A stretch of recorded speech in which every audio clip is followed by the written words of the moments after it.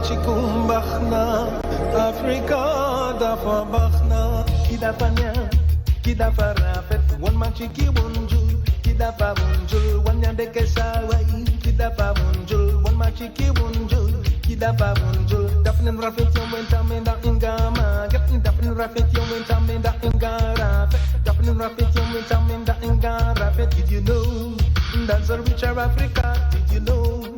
That's a richer Africa, did you know? Said the whole world love it, did you know? Said the whole world love it. Be proud of your culture. Be proud of that what you got. Be proud.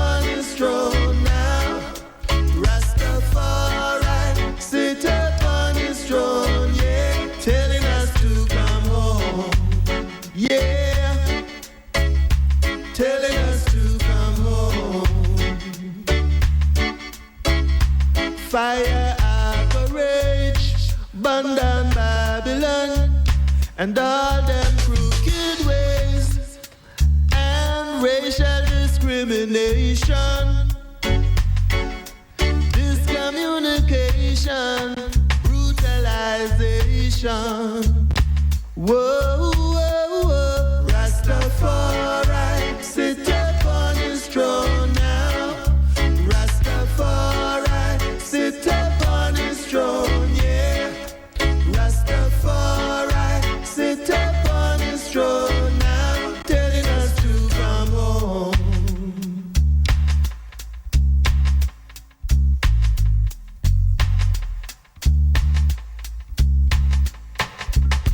Hot a fire blaze, fire blaze, fire blaze, fire burn down wicked Babylon. With all them guns and bombs trying to kill our nation. I know our freedom is in Zion, land of the Lion of Judah. Rastafari, sit upon his throne now. Rastafari, sit upon his throne, yeah. Rastafari, sit upon his throne now, telling us to come home. Come home, telling us to come home. Yeah, telling us to come home. Telling us to come home. Telling us to come home to the land where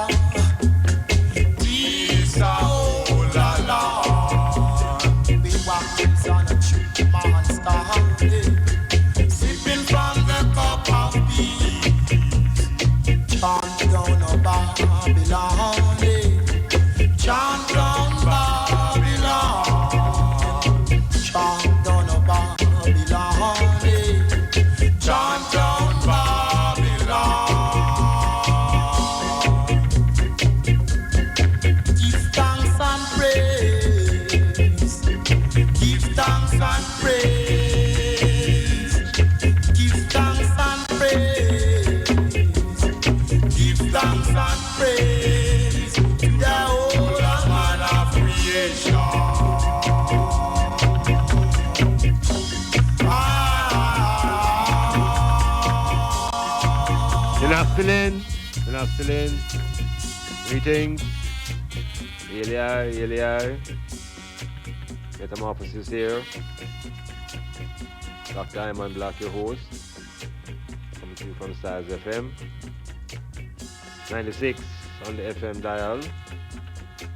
www.stylzfm.com and on the various devices. Hail to all the ones and ones who are listening. Earth keeps on turning. And some people say that there's nothing new under the sun. What do you think? Nothing new? Everything the same? Or repetition? So does time move forward or does time move backward? If everything is repetition.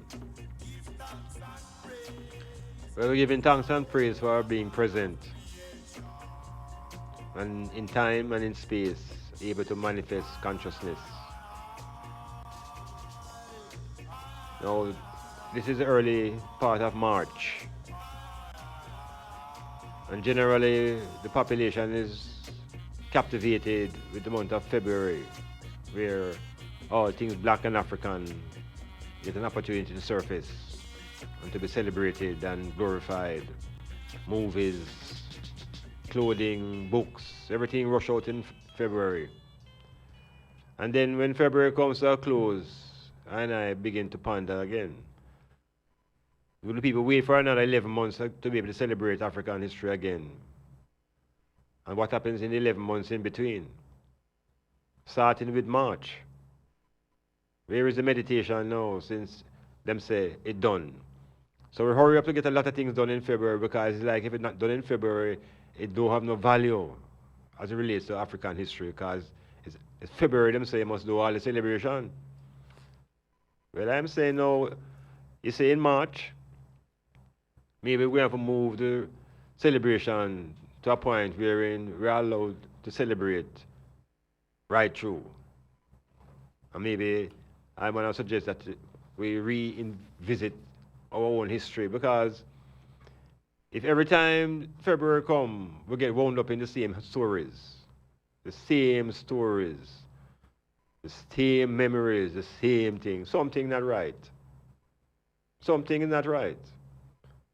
So I want to suggest that we revisit or we look at African history.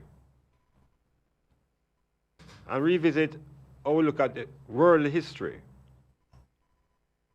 Because I'm living in this region here called the Caribbean. I want to suggest to the item that this section of the earth has not been properly historicized and documented through the lens of black people.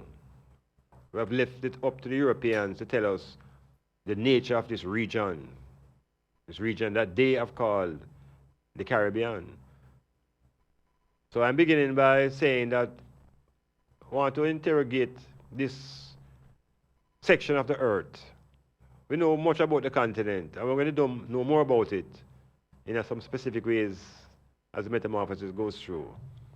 But I'm setting up the preview towards what I really want to say towards the end of the program.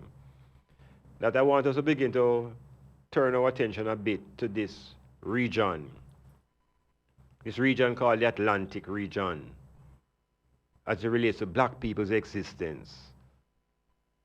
And I'm going to just throw out two writers and their writings that will help to bring focus to the region as far as I am concerned. Now, we are familiar in history that the Greeks were a set of people who got all their knowledge and culture out of Africa and Egypt in particular. That is well, taught in the academies, that the Greeks are the first set of Europeans to become cultured and have education and philosophy. And out of all of those philosophers that the Greeks produced, one of them named Plato. And Plato is an important character now in Western civilization, and to a great extent, maybe to the whole world operate. Because these men are regarded as intellectual gods coming out of Greece. So Plato now in particular is a brethren who spent time in Egypt, just like all Greek scholars. So within the power of Greece, Athens now was the center. Athens, them capital. I bring a story to die them now, and we're going to think about it as we proceed. So within Athens now, the Athenians have some man who them call them lawgivers. Highly educated man. Poets and philosophers and statesmen. One of the great Athenians was a man named Solon. Solon now, as one of the great, they used to call him one of the 7 wise men. This is in Greece now, And Solon is a man who go to Egypt regular. And in one of his journeys, he went to a city called Sais, S-A-I-S. And then end up a reason with some ancient Egyptian priests. And the man them start have a discussion about Egypt and Athens and history of the both places. And in that reasoning that the Egyptian priests them told Solon about an advanced race of people 9,000 years before. And suggesting that it is this race of people to whom the ancient Ethiopians were mere children. So this story of a super race of people that existed 9,000 years before is a story that Plato brought into European literature. And this place was called Atlantis. It was considered to be a continent that was outside the Pillars of Hercules, out in the Atlantic. So I bring forward this story now to show the item now that deep in the Egyptian culture, the ancient Egyptians had recordings in them history of civilizations thousands and thousands of years before them. And the Egyptians were children, even to the Ethiopians.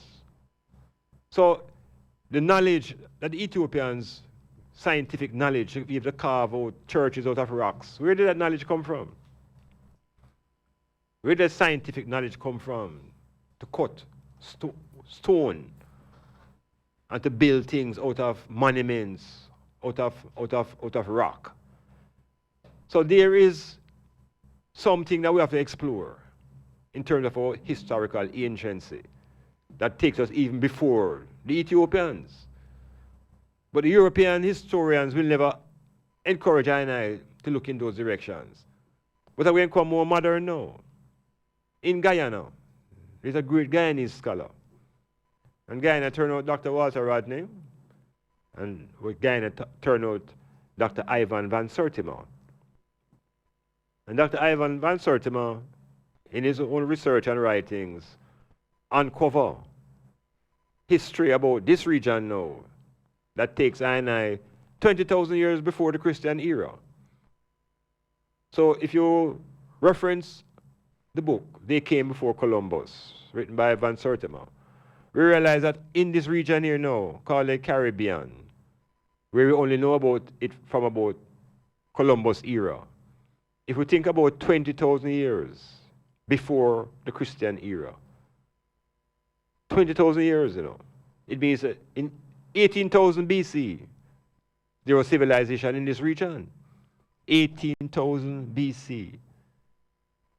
No, the historians will not tell us this, because the people and the culture were people of black culture.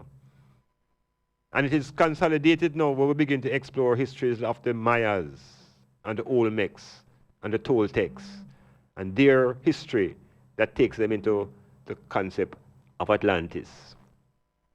So I am saying to the item now, I have proposed that we visit this region here in a serious way to identify black culture. Because the Europeans, there was a time when they would never admit that Africa was a cradle of mankind. They used to reject that. And then the academics begin to accept it. But here, the decline that now. Them accept it now, because because they have found fossils and bones of ancient women out of Africa. But hear the trick. Them say, yeah, all right, so everybody come from Africa. But they, the white people, are the end product of the evolution. So they are the highest form of the evolution. So them have us all contented to coming from Africa. But they are suggesting that they are now the highest form of man.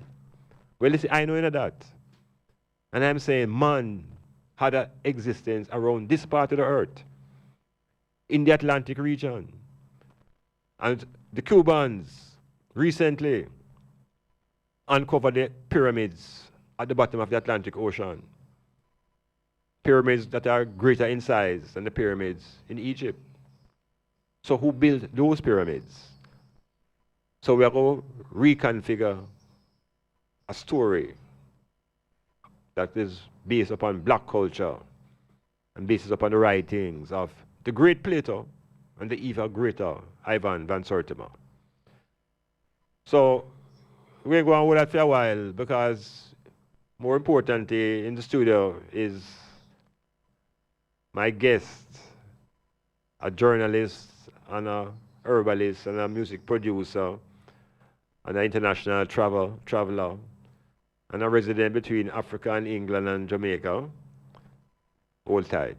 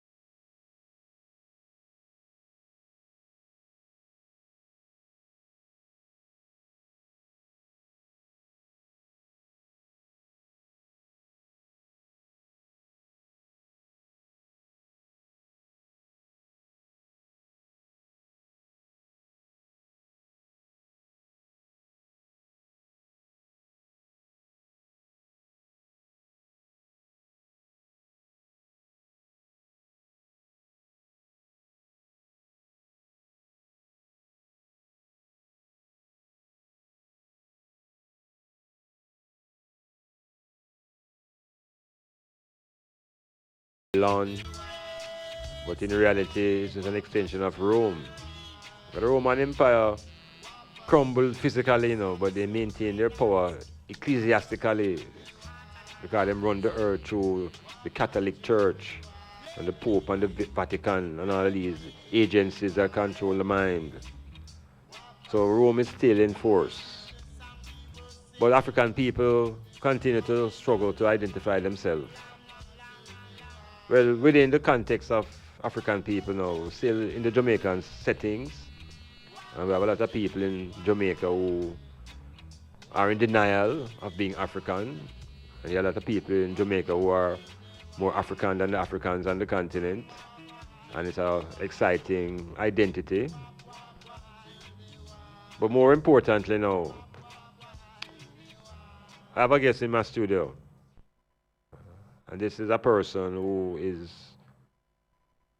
I have known for, let's say, about 3 decades in time. But I really want to begin by introducing KUKUWA ABBA. to the Metamorphosis and StylzFM and KUKUWA. For my brother, welcome. Thank you too. Yes, so just in case you wasn't sure about the issue of gender, is a woman, is a Rasta woman, is a African. Well, I not going to say those things. So, KUKUWA, I is a African in Jamaica, or how do I identify itself? Yes, I think I'd agree with the description of being an African in Jamaica. And in fact, an African wherever I am. Because you know, so we have an issue in Jamaica where people say they never born there, so they're not African. Or you help them, or do you help them to see themselves? Well, a lot of Chinese people weren't born in China, but that doesn't stop them from identifying as Chinese. And even people we refer to as Syrian, they weren't born in Syria, but they accept the title of Syrian or Lebanese or whatever it is. So I don't think it's anything to do with where you were born. It's who you are. And I think Malcolm X summed it up and said, if a cat gets born in an oven, that doesn't make him a biscuit. If a cat is born in an oven, it doesn't make him a biscuit. Doesn't make him a biscuit. Yes, so it doesn't matter where you're born. All right. So we just have to try to set a foundation, because we have millions and millions of people listening, you know. We are a global situation. So, Jamaica now, how you locate yourself? Are you, yard born, or do you just pass through Jamaica, or you situate yourself? I live in Jamaica. I have, when I say I fly a number of flags. Mm-hmm. But I was born here. I've spent most of my life here, but I've also spent a lot of my life in other parts of the world. Yeah, this is what we really wanted to share with us now, because a lot of our listeners maybe live one or two places in a lifetime. Some people in maybe important never really come out of the parish yet. So you have lived a couple of years in Jamaica, but you say you have spent a lot of time outside of Jamaica. No, I said I've spent the majority of my life in Jamaica. And I've lived in other places. See. So some of these other places now. Caribbean, Europe, Africa. No, I wouldn't say I've lived in a number of different countries, but I've visited more than I've lived in. Mm-hmm. Okay. So, my earliest recollections is that in the world of music, you know? Mm-hmm. And I figure maybe you're still very engaged. How is that happening with you? You're a company in Port Antonio. Yes, People need to know that in Port Antonio. This woman had a music production company in Port Antonio. Yes, I ran a company called Limelight with a local businesswoman here called Florette Edwards. Mm-hmm. And we had a music promotion, management, and distribution outfit. Eventually, we relocated to Kingston because of the needs of the business. But we had a record shop here as well for a long time. Yeah. Limelight Records. So Port Antonio, just a quick flash forward now. So from that time to this time, as a place to do business, any change? Port Antonio, you see any difference in the place? Same place? In many aspects, I think there was more business and activity back in those days. Yeah, well, okay. We're going to come forward with Sister KUKUWA. She has publications out. She has books on herbs. And she has a very important book on the teachings of His Imperial Majesty. So she will help us understand how she really arrived at these productions and her expectations, etc. Metamorphosis. This is StylzFM. Babes, just follow me now. Right over there, sir. Through that hole there. But babes, be careful if you go in. The place too dark. Just right over there, sir. Right over where the hole there. Aye, man, all mosquito bite me. Babes, me no like come on them place after dark, you know. So wait, are they like a bat them afraid of? Man, we almost reach. And them something I me can't bother with, you know. That's why we make sure I walk with all my Bible. You think me I go make rolling calf reach me like last year? But kiss my brown fall, how them people are? How the place is so crowded? How when them Fan Fusion Episode 5, Tipsy Islands, Saturday, July 7th, starting at 7 p.m. sharp at the Bayview Waterfront Property, Oysters Bay, Port Antonio. Be there. Who said that woman can't done? Tell them say the woman don't come to done. Are you thinking of a place, extraordinary place where you can get a wide variety of Jamaican cuisine, scrumptious local dishes, and at the most affordable price? Zilla's Kitchen has the widest menu to suit your appetite and lifestyle. We're located at Bridge Street, Port Antonio. Place your order for pickup or delivery service. Call us at 453-6030. That's 453-6030. Zilla's Kitchen, the restaurant of choice. We never close. We never close. Great news, everyone. DIB Block Factory and Hardware Supplies located at 44 William Street, Port Antonio. Now open every Sunday from 9 a.m. until 2 p.m. Stop in and beat the Monday crowd. Get the same great service on a more convenient day. Doing some work on a Sunday, run out of material? No need to worry. DIB Hardware will be there to serve you. Still the #1 supplier in Portland of building materials, hardware supplies, kitchen and bathroom finishes. DIB Hardware Port Antonio, now open this and every Sunday, 9 a.m. to 9 p.m. 44 William Street, Port Antonio. See you there. Do you have or are you seeking a place to rent, seeking employment or have a job vacancy?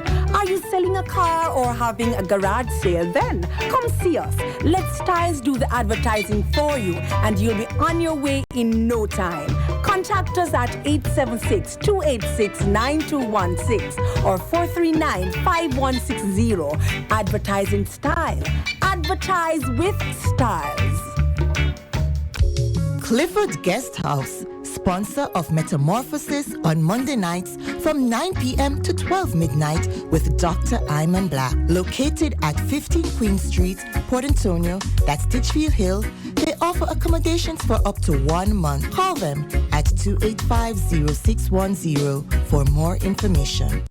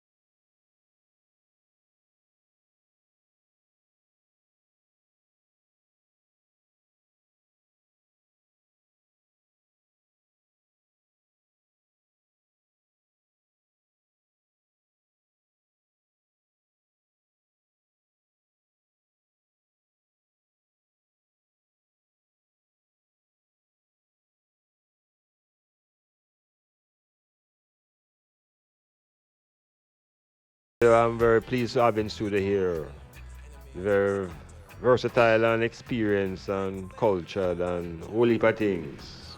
KUKUWA ABBA. She was just mentioning in the first little, little sparring there that she's really off the earth, off the side of Portland at a certain level, but coming out of Kingston and been here in Portland for quite a while. Yes, quite a while. Quite a while, and you have offspring while you were here, or you're still here. Yeah, 4 born in Portland. See there? So Portland people, listen to the foundation. So you mentioned your African identity aspect, Now, in terms of political identity, because I always speak on the program that we have racial identity, we have sexual identity, we have political, and we have religious identities.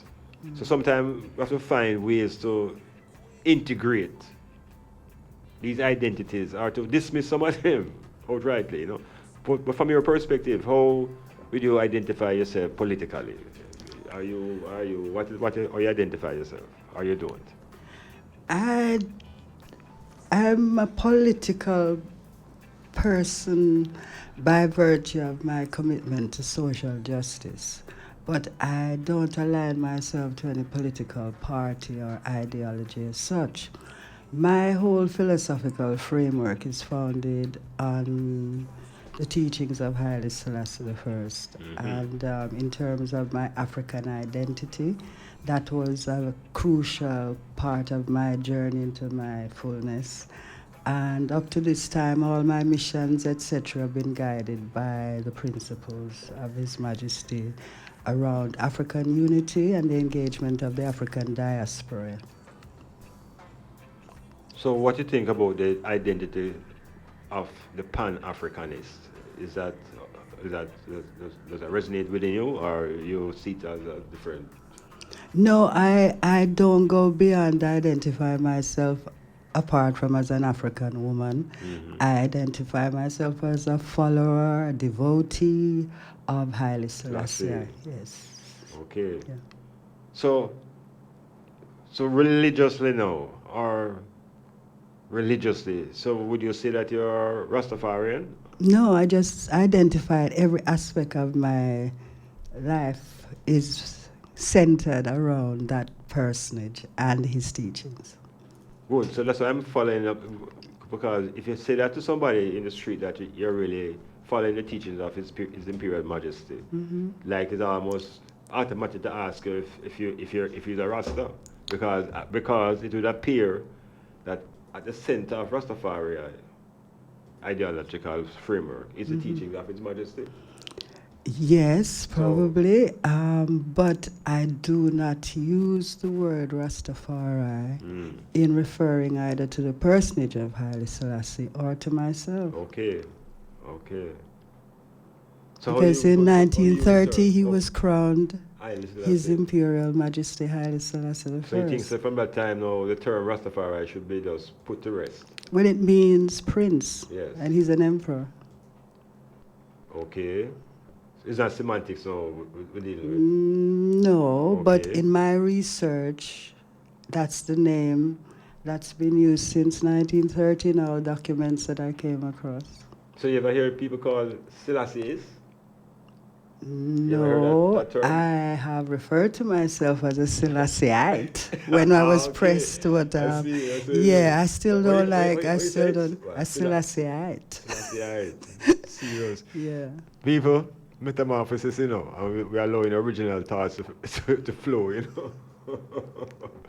So, in a place like Jamaica now, how you see the Rastafari movement, for whatever you may want to define it as, you think it is being guided by the teachings of His Imperial Majesty?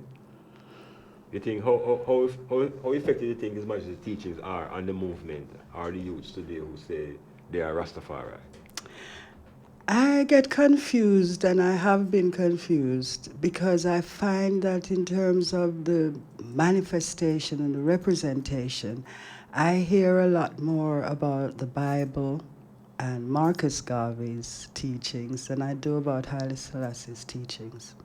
And it's not that I'm saying it's either or, but if you're a Garveyite, you promote primarily the philosophy and teachings of Marcus Garvey.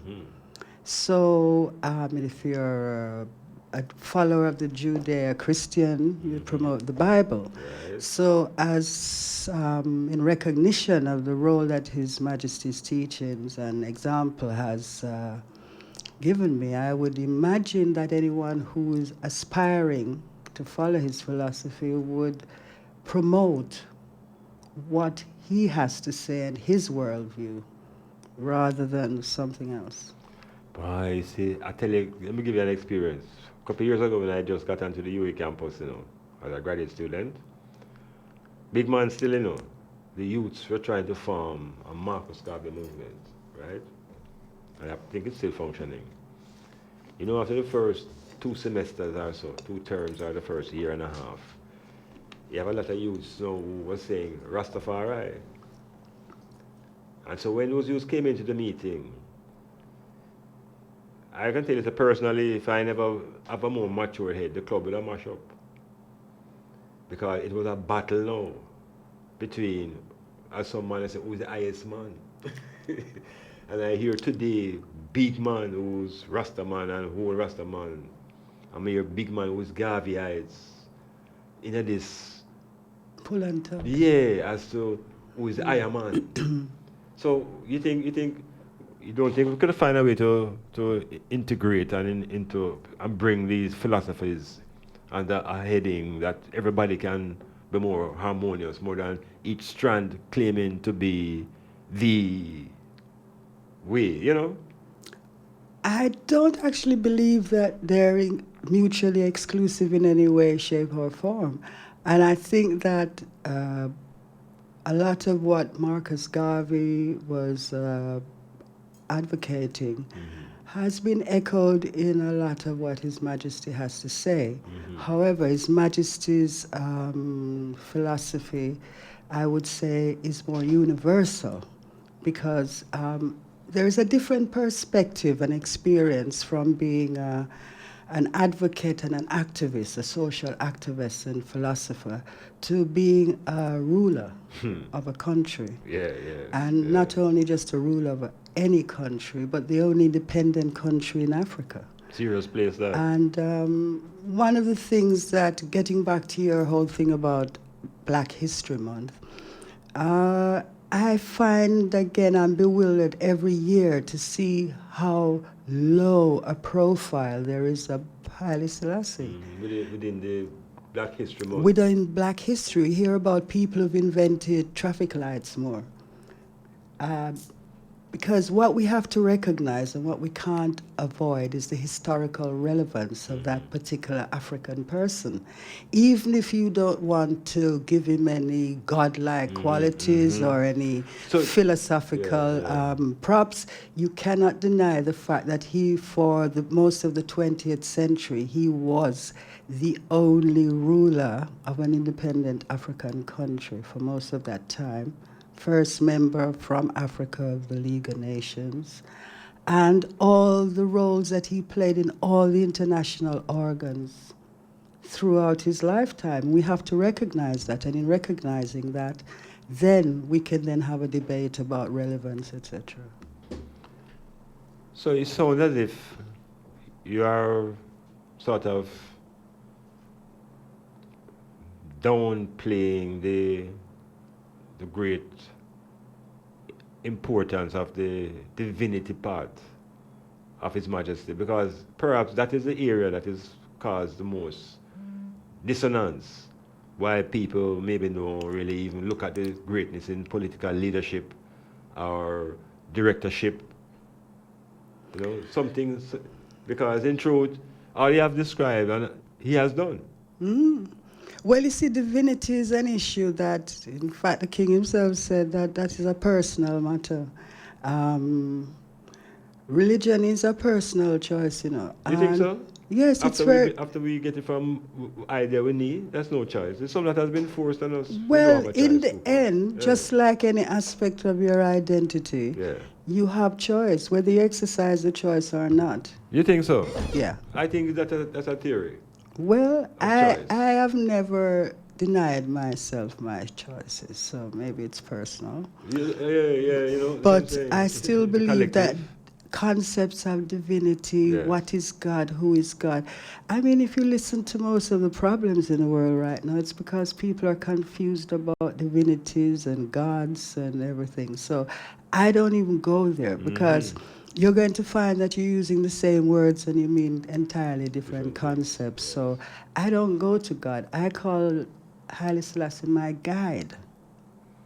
But this is a very, very, very individual approach now, KUKUWA, because. But I am an individual. I but can't I understand conceive that, for but people. individuals oftentimes are connected to organizations or groups or teams or nations, or So, and there's generally a world view or a collective view, and then there's an individual personal view. Well, collectively, my viewpoint is about, first and foremost, the fact that social justice is the primary objective in our modern system. That's what we should be aiming for, to establish that. It is one of the things that Haile Selassie promoted, and there are other, the whole idea that in terms of international relations, that there should be morality and principle and equal rights, etc. And I think that those are fundamental principles that are also not only personal, they're also national. They're part and parcel of human interaction. So that is why I'm following up on that. So, your book, your book, it's called The Teachings of His Imperial Majesty. You want to just mention maybe how it could be obtained? Yes, the difficulty with these works, when you can't get established publishers to publish your works, it then becomes a matter of online ordering, etc. So people can get it online through www.lulu.com. Lulu, Lulu.com, or they'd have to get it from me. So when it's from you now, when does come to you again? You reside in Portland. Are you the kind of an entrepreneur? Are you? No. No, but you're a businesswoman. I trade because of part of my mission is to develop relations with Africa, between Africa and the Caribbean, Africa and Jamaica. And as a result of that, for a long time, many, many years, I have traveled and traded in Africa. Whatever else I've been doing in Africa, I always travel and trade. It's part of my history. It's in your blood. Yes, I found that out fully. Fulani, full. Yes. As my adopted son Ali Jalla will tell you, Fulani mama. So when you tell me that you travel to try to build relations between here and Africa, and when you say a trade, I mean you're an independent trader. Totally independent. I'm investing in the artistry and the craftsmanship that I've seen in Africa. When That's Africa part now, of, just a minute. Some people say it's a continent. no, them kind of think it's a one place. Exactly, yeah. Right. And I apologize straight because it's one of my particular So give me some of the crevices them that you do. There are 55 countries, and yes, I'm only gone to a small portion. Like more than 20 in West Africa, no. Because what happens is I go back to particular places more than once. Okay, out of your business interests. Not business. I've been to Africa on many, on many different missions. But I said, whenever I go, for whatever reason, I never miss the opportunity to trade. So like you go on a trader, but you want to do some other things? No. A lot of the work, things I've done, my trip to Africa has been in relation to international health and development. That's really what I left music to do. To do international health? Health and international development, but then it becomes international health and development out there as a package. Yeah. Hey, Jamaica want some help, you know. Well, I don't think so. It helps, you know. I don't think so. Yeah, but you know, I've had the opportunity to work in a capacity where I'm looking at it from a strategic perspective across regions in Africa, looking at health, education, and social development, especially in the area of gender, women's empowerment. So, like, where are some of the places that you physically have to be functioning out of when you say you go to Africa? I've organized regional conferences in West Africa, and then also as part of the International Conference on AIDS and Sexual Health in Africa, ICASA, which happens every 2 years in Africa. And the other areas I've worked on is in terms of coming up with public health strategies and health and integrating health and education, stuff like that. So how you see this materializing now with these relations between Jamaica and Africa and the countries that you go to? How does that, you know? I've been to Ethiopia the most, but I find that I'm drawn towards the Sahel region of West Africa, which is those countries that are between the coastal West African countries and the Sahara, going towards the Arab north. Yeah. Towards the east. The north and the east. Yeah. So Mali, Senegal, Burkina Faso. So how do people there treat you? Any issues you have? Wherever I've been in Africa, they find it strange if you're a woman traveling by yourself. That's always a strange thing. So you have any feed forward as to what is the basis of this strange feeling? Is that women don't do things by themselves in Africa? No, the first thing they ask is, where's your husband? So then, yeah. Yeah. Wow. Yes, and it depends what role I'm particularly playing, because it depends who you're interacting with and, you know, what your mission is and what your purpose. As a woman who they perceive as a Rasta woman, yes, you know, I have to deal with the Bob Marley phenomenon. And my sister is backup singer or whoever, you know. But so it's everywhere you go, you look like a reggae singer. No, I am from, when they say, where are you from? And I said, Jamaica. The country, in any language. Let's pay the Bob Marley. Where's the Bob Marley? Bob Marley, Bob Marley. So that's what I'm saying. So do the people there see Rastafari? Or they say more the music as just reggae music? Reggae music is popular in many countries. For some, it's just another type of music they enjoy. For a lot of people, it's very significant. It's been part of their revolutionary history.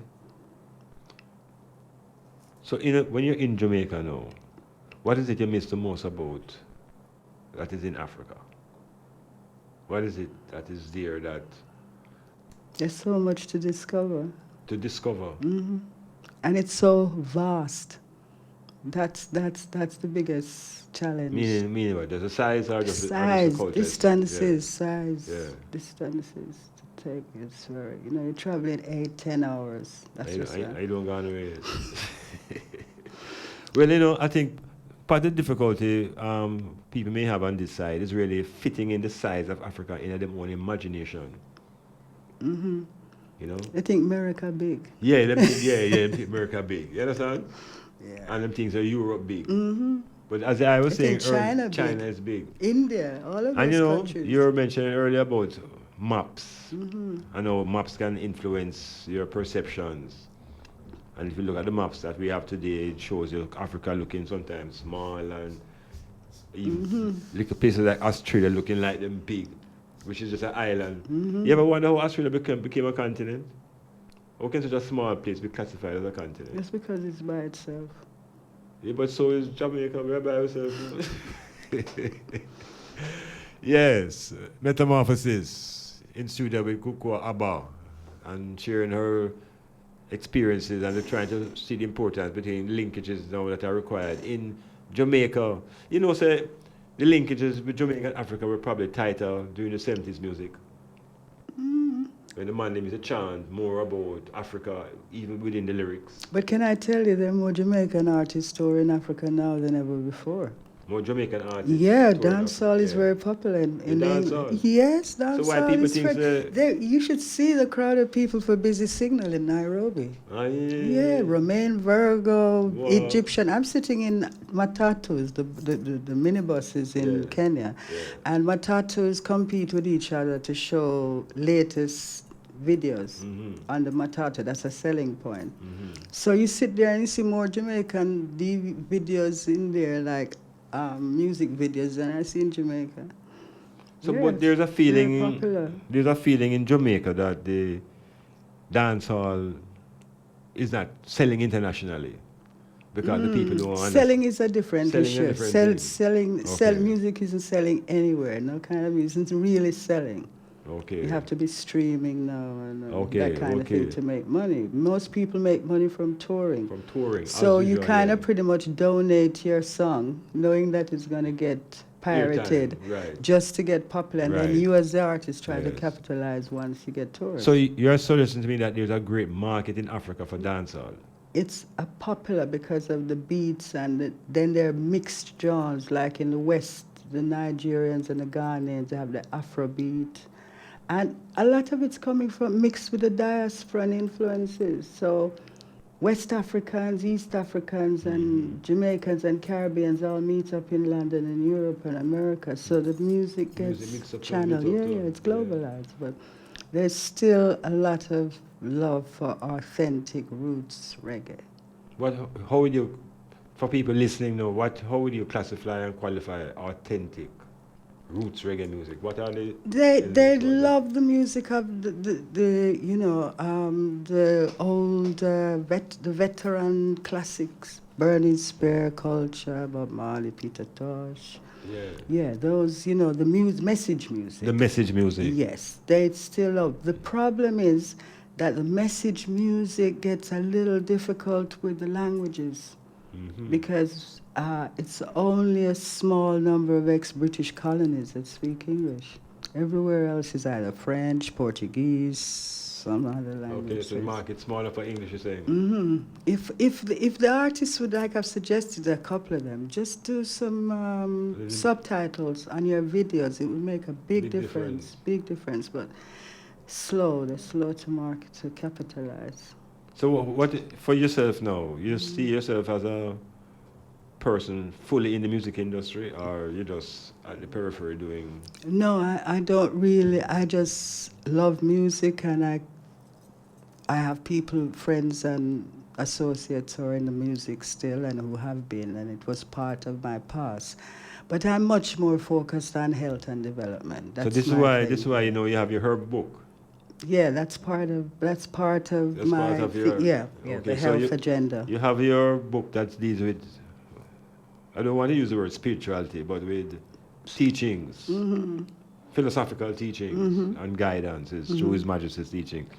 That topic now can go much further, because you have variations of what are the importance of His Majesty.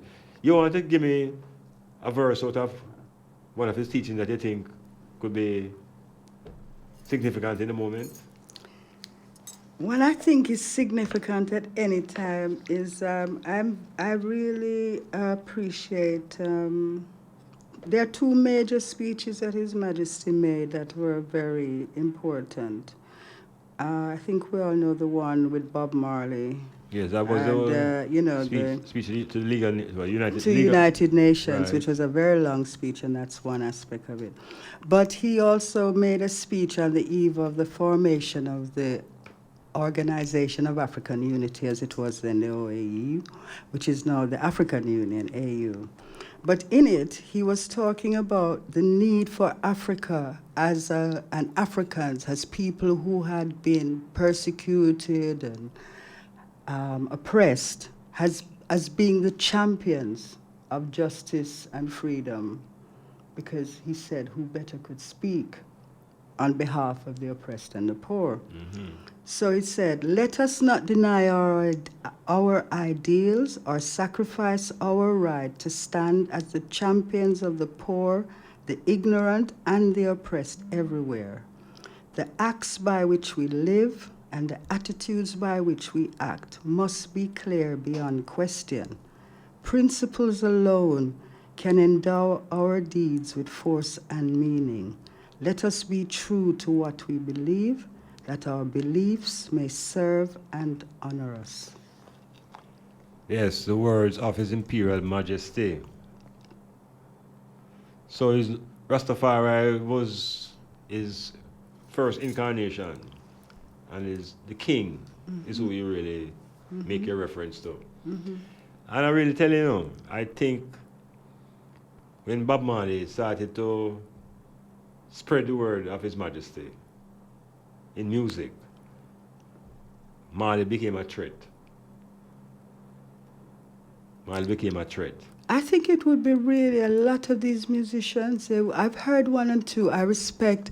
I've heard Janine. I've heard another young Rasai, I think. I've heard a few protege, quite a few of them who incorporate elements of the speeches, but they could do so much more. Because I'm telling you, this is just a bit. They're volumes. They have enough material to work on if they're serious.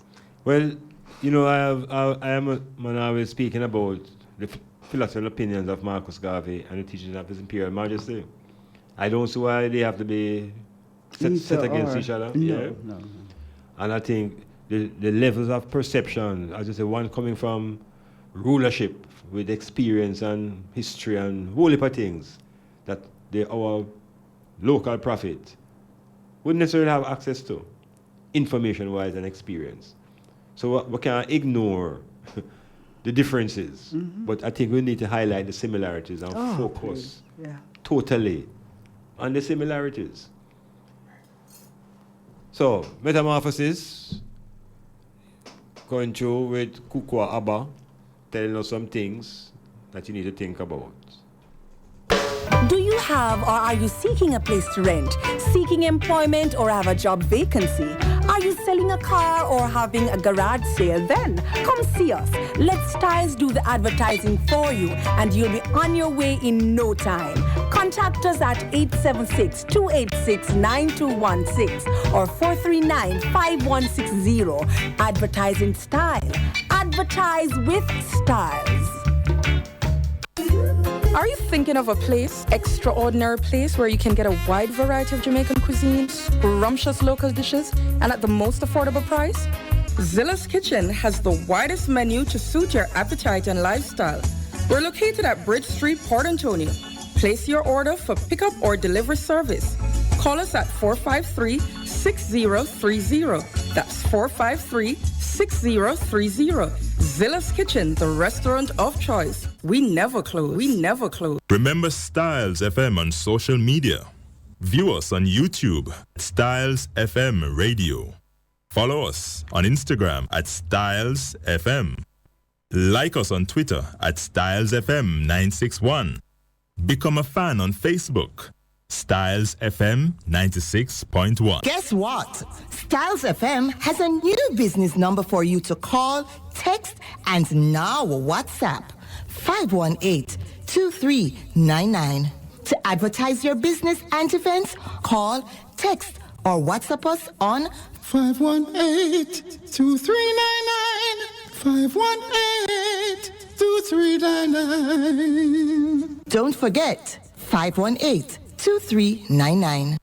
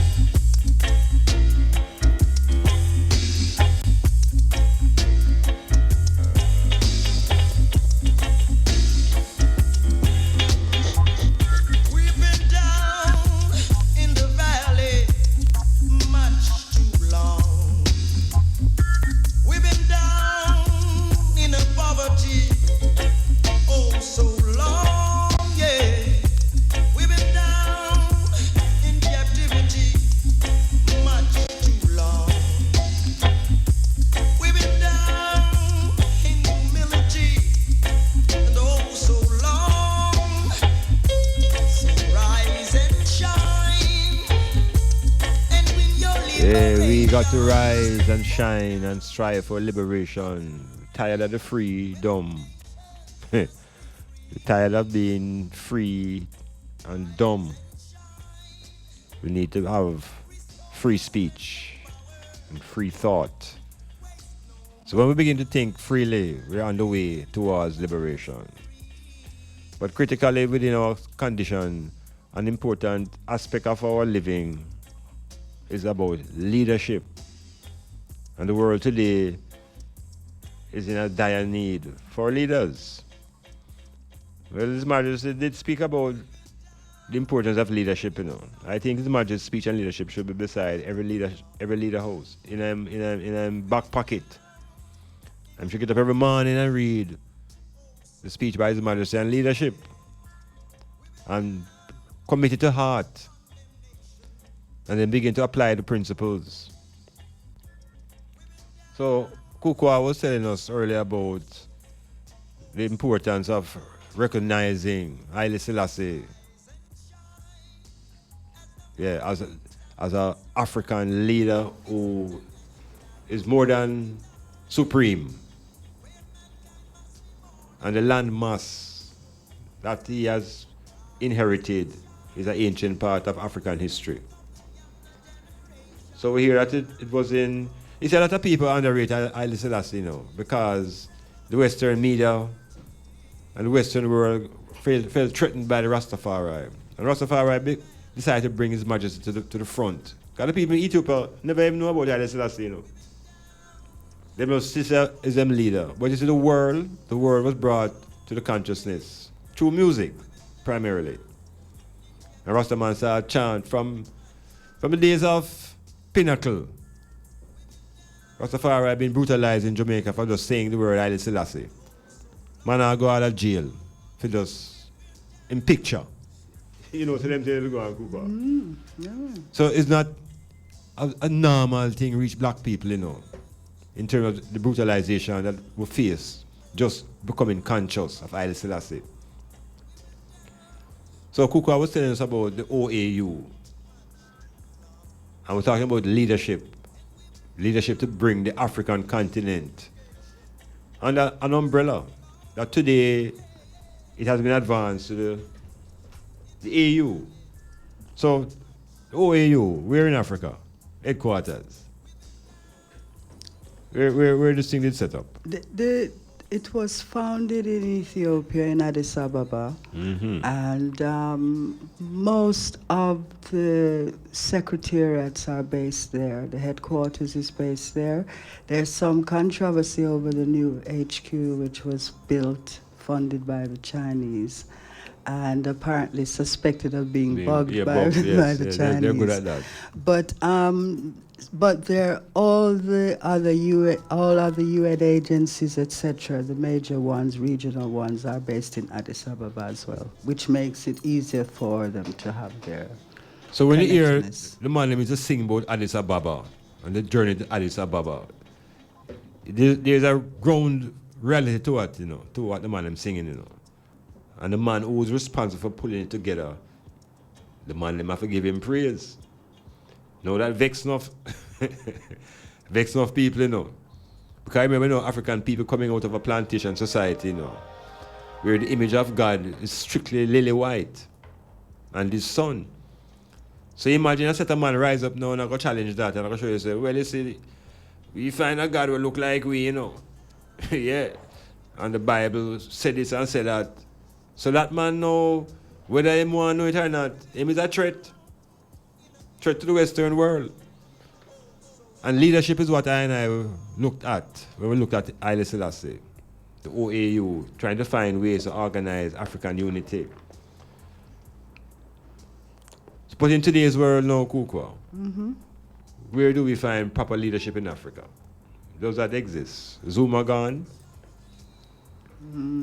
Where do we look in Africa now if we want to find? I think misleadership, poor leadership, inadequate leadership has been the biggest problem to development in Africa.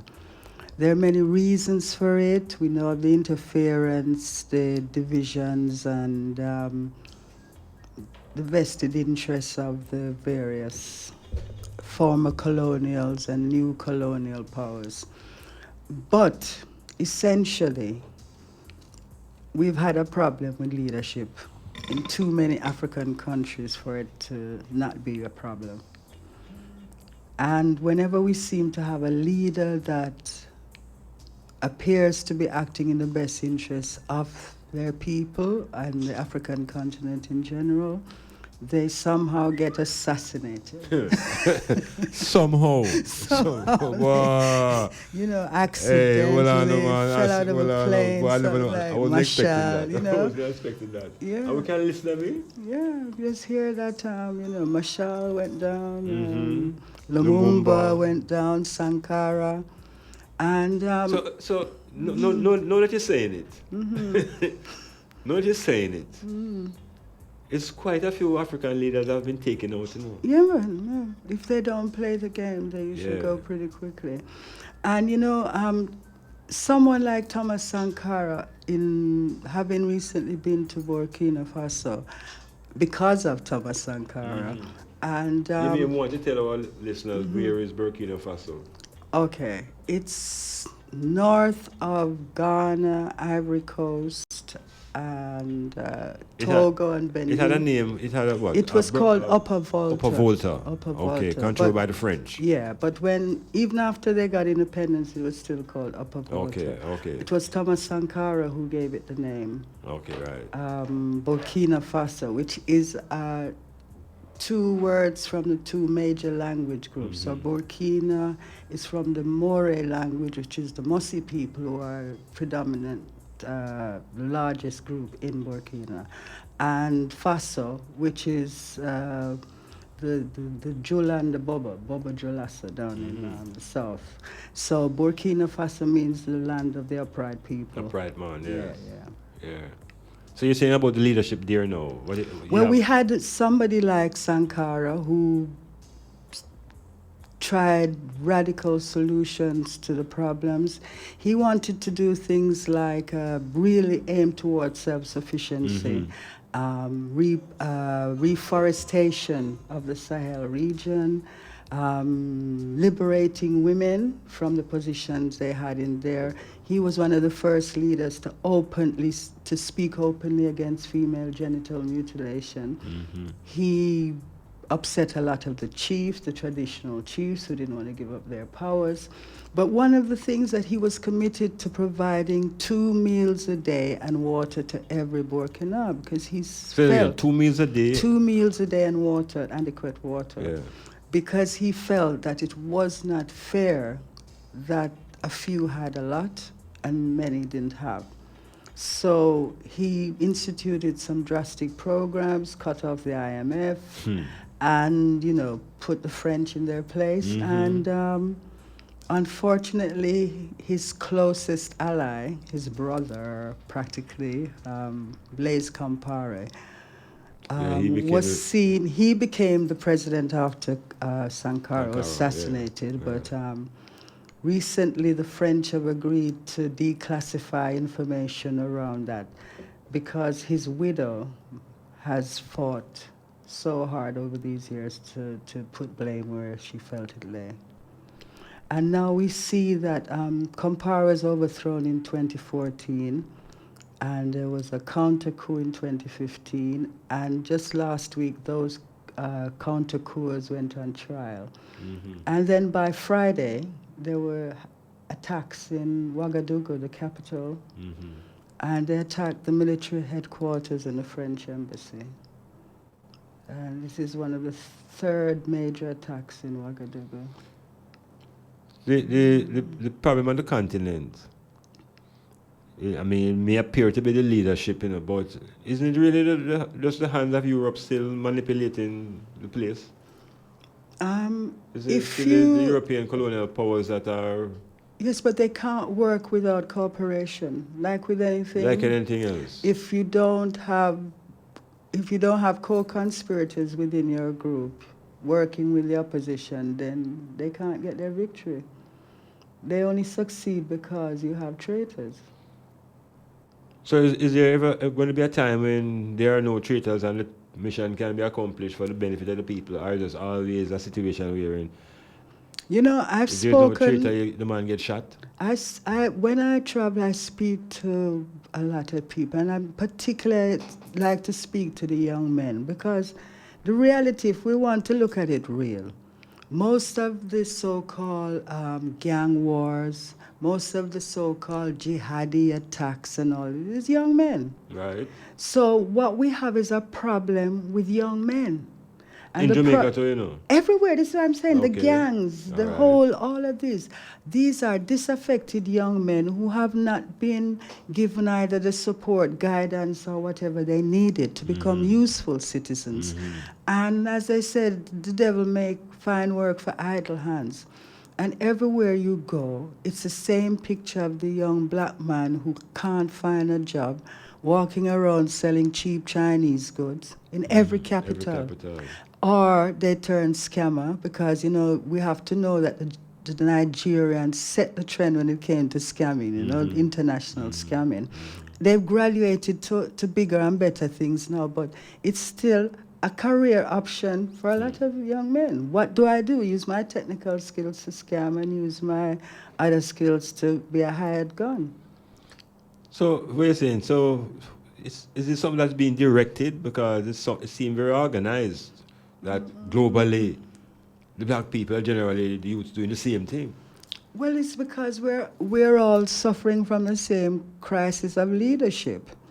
Because to a greater or lesser degree, I haven't been to Rwanda, but there is a model of development going on in Rwanda that is a lot more progressive and successful than a lot of the other countries.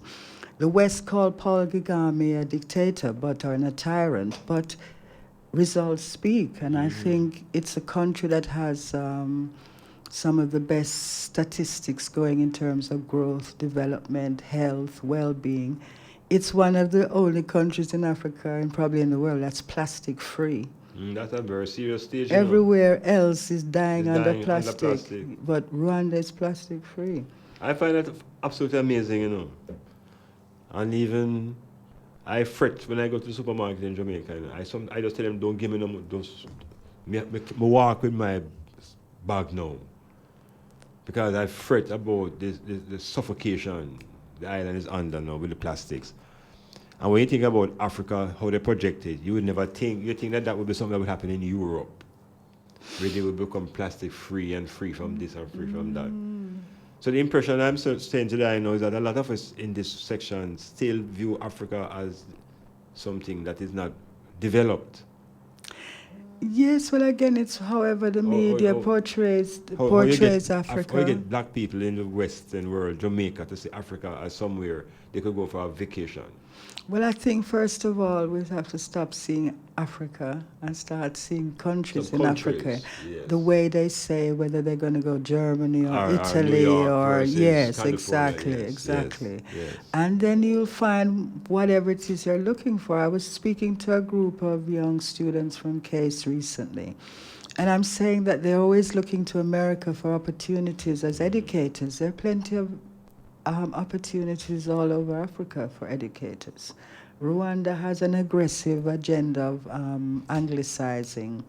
So they're putting, they need teachers in English. So there are opportunities. In terms of technology, we could learn a lot from some of the technological developments in Africa. Something's going on there. Yes. No, Nairobi has a tech hub. And some radar, solar research and everything there. Rwanda using drones right now to deliver blood and medicines in some areas because their network system is well developed. So a place like Jamaica now, why is it we're not able to make that south-south link? Why we can't make that link into a country? Now this is where orientation and ex-colonial imperatives really come into play because there is no longer the route that used to bring the ships here with the slaves, no longer, there's nothing happening. I think apart from, there is some kind of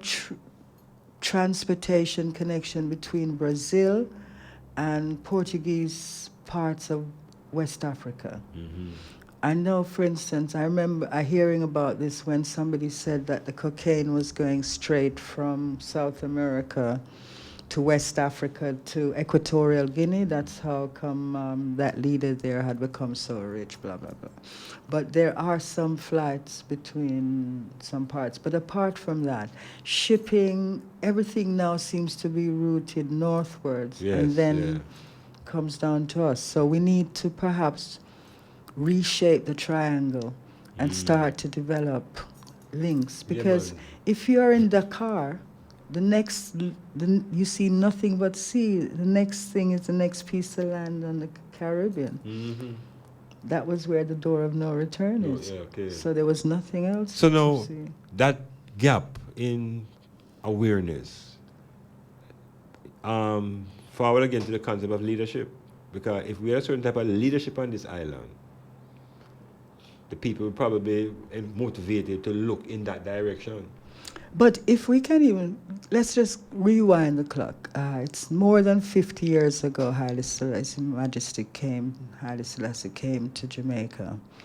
And he put forward the idea of the reason why countries like, I think he visited Haiti, Trinidad, and Jamaica, why it was important for these places where there was an African majority to continue to engage with the AU, not just in terms of facing common problems and seeking common solutions, but also in terms of, as relatively small countries, not necessarily in size, but status and economy, they would have a greater voice if there was more unity and cooperation within them.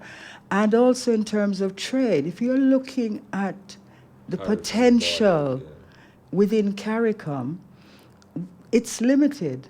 It's still, we're talking a couple of millions, relatively, to Africa, where we're talking 1 point how much billion.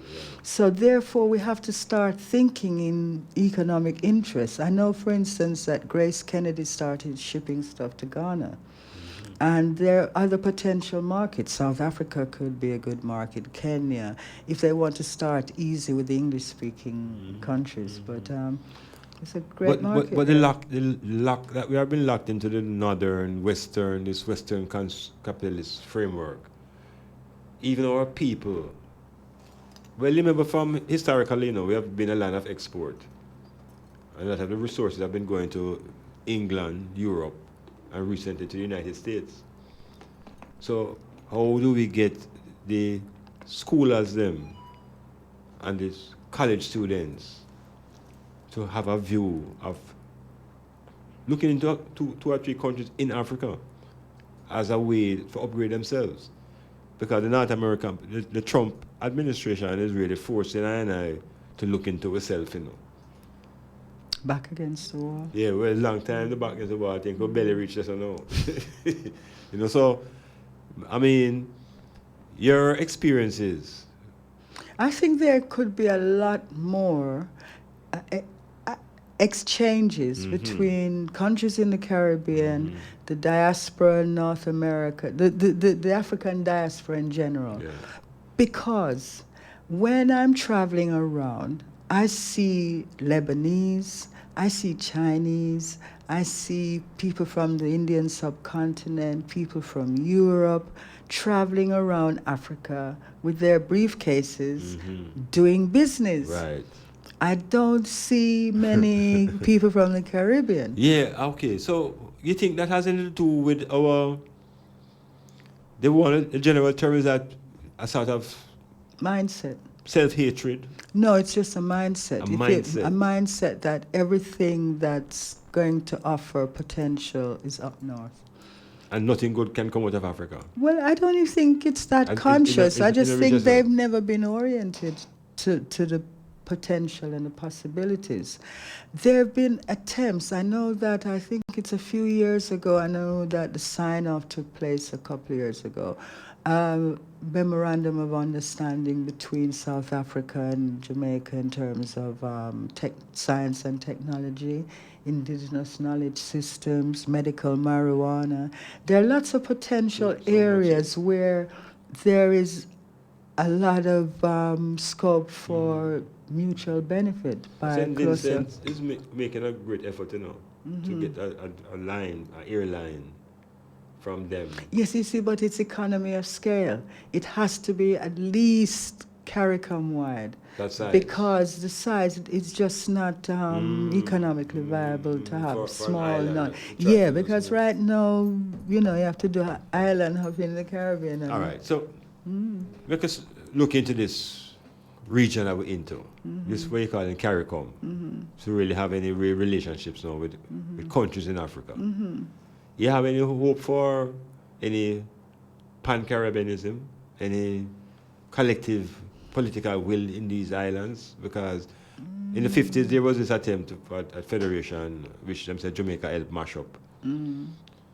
Where can we get in that? Can we ever get to that point? Are we going to be always islands trying these things on the moon? I think that if the leaders of these islands can't see that any steps towards greater unity is going to be beneficial for them collectively, because in the globalized scheme of things, they're just little dots. They're just small states, small island states with special problems. And if they don't try and find commonality of purpose and cause, they're going to find themselves always going with the begging bowl to the big boys. And at least there are historical and other potentials between identifying or at least developing and engaging with the African Union. I heard that Haiti just became a member of the African Union. The African Union. Yeah, this was from 1966. They should have done this all of the islands. So, whatever you can, there's so. For instance, in Africa there are particular trading blocks. In West Africa, it's called ECOWAS, and that contains Ghana, Nigeria, Liberia, Sierra Leone. So I'm just including, there are 15 countries, but those are the English-speaking countries within that bloc. They're English-speaking countries. And many of those English-speaking countries share the ex-English colonial situation. So it shouldn't be too difficult to use them as an in to ECOWAS, because as a system, it really is good to see that they share quite a few of the former French colonies share the currency, the CFA as well. And it works in the sense that you pretty much know what a CFA is. If I go to Mali, the CFA is the same CFA in terms of the value. You ever been into the Eastern Caribbean? Yeah. Them of the OECS there. Or is that something like what you suggested? But you're talking about micro units. Tiny. But you see, sometimes in this region, I don't think the people them can see maybe the big thing. The big picture. Them see that it can work little bit. If you can't work together a little bit, there's no hope for Africa if you're going to try. But look, I give you a St. Martin. Now that is an exercise in the ridiculous. And that just shows you where you have a tiny little country divided in two. Two separate countries. Yes. One part ruled by France and one part ruled by Dutch on a different basis. Yes. And one part have one currency and one part have the euro. Yeah. And the American dollar works for all. And to me it just says, you see, when you're small, you need to think, consolidate, not fragment. And again, going forward to Haile Selassie, the whole focus, was that rather than Africans trying to operate as independent countries, they should form a union. And so the OAU, nobody stands alone. Only metamorphosis. Break time. Take us to work. Take us on the go. Take us wherever you go. StylzFM. Take StylzFM with you on the go. The number for USA, 213-992-4360. That's 213-992-4360. And for the United Kingdom, 033-0010-3322. That's 0010-3322. Styles FM. Attention all landowners, tenants, occupiers, and persons in charge of properties in the parish of St. Thomas. Please assist us to serve you better by paying your property taxes. Failure to do so will result in interest, penalty, and legal action. Pay now at any tax office closest to you or online at www.jamaicatax.gov.jm. Are you thinking of a place, extraordinary place where you can get a wide variety of Jamaican cuisine, scrumptious local dishes, and at the most affordable price? Zilla's Kitchen has the widest menu to suit your appetite and lifestyle. We're located at Bridge Street, Port Antonio. Place your order for pickup or delivery service. Call us at 453-6030. That's 453-6030. Zilla's Kitchen, the restaurant of choice. We never close. We never close. It's Wow Factor Tuesdays with Chungy and Shelly. Every Tuesday from 9 a.m. to 1 p.m. It's entertainment and interaction at its best. With features like the Share to Care segment, the Uprising 10 Countdown, and the ever-controversial Love Break. Yes, it's the Wow Factor. Your Tuesday mornings will never be the same again. Wow Factor Tuesdays is sponsored by Wholesale Photo Lab Studio and DocuCenter and Bobby's Cafe Bar and Grill. Clifford Guest House, sponsor of Metamorphosis on Monday nights from 9 p.m. to 12 midnight with Dr. Iman Blak. Located at 15 Queen Street, Port Antonio, that's Ditchfield Hill, they offer accommodations for up to 1 month. Call them at 285-0610 for more information.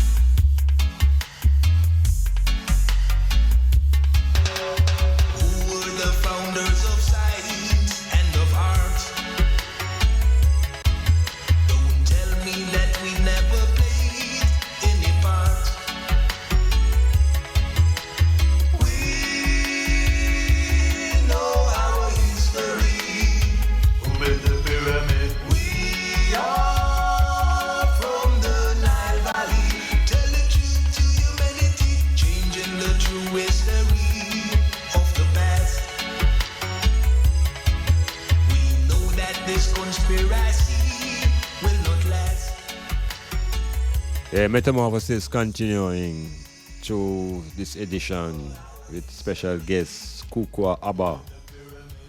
She don't even tell you what it means and all them things there, you know. Yeah, we don't know what KUKUWA means and ABBA, but it's not English. So she knows. So she don't have no British slave master lineage connected to her, but she soon tell us about her name. But the part in this program, you know, we always get into Alkebulan, our country, our Kemetic ways of thinking. And here in this part of the program, we say anything we want about our story. Because it's our story. It's always from the perspective of I and I and I. Now, when we get the history of African people in the West and we hear about slavery, I mean, that's where they usually start. And the general impression is that slaves were needed to work, to produce goods and services free for these colonial forces. But little did they didn't think it was important enough to tell us that it's not only physical slaves and physical services they wanted. They wanted our scientists. They wanted our astronomers. They wanted all of our learned people. And I learned recently in a more direct way that one of the most important people that they wanted out of Africa were our botanists. Botanists are the people who understand the knowledge about plants. Because there's a time in Europe when the lifespan was about 30 years. Yeah man, 30 years and them dead. Why? All kind of ailment and illnesses and sickness and disease. So you see, ultimately to get the cure, they had to go to the foundation. So when they was raping Africa of physical labor, they were also raping Africa of our scientists and our biologists and our medicine men and women. Well, KUKUWA is one of those ancient griots who have a touch of that power that comes out of agriculture. She is, what you call yourself, a herbalist? Yes. A herbalist. I think so. I see you have a book here. And the book is titled J.A. Herbs. 40 Jamaican medicinal herbs by KUKUWA ABBA. Right, and it's a king of the forest, carry me seed, donkey peepee, stinking to ganja, leaf of life. These are the names of some of the 40 herbs documented in this book, all with proven medicinal and other uses. This book also provides a fascinating insight into a small fraction of the hundreds of plant varieties that grow in Jamaica. So KUKUWA, 40 is plenty? 40 is plenty. Yeah. 40 is enough for this edition. Okay. So in other words, this is the first edition. Yeah. Now, we're living in a time, when people just are dead. And when we say dead now, young people dead in from things that used to make old people dead. What really going on in our life in Jamaica when it comes to health and food and herbs? Because my granny used to tell her, say, you must drink herbs. But then when the Rasta man say, boy, you must deal some herbs, the police them lock him up. So what is this power that we need to know about herbs?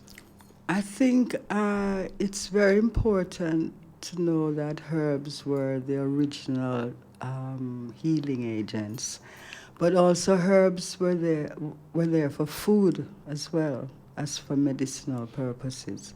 Describe what a herb is. Describe what herb is. When you say herb. When I say a herb in a sense, I mean a plant, a root, a bark, a vine, any kind of botanical plant, fauna. Okay. Flora. And you can use the various parts of the plant and in different states it can have different impacts and effects.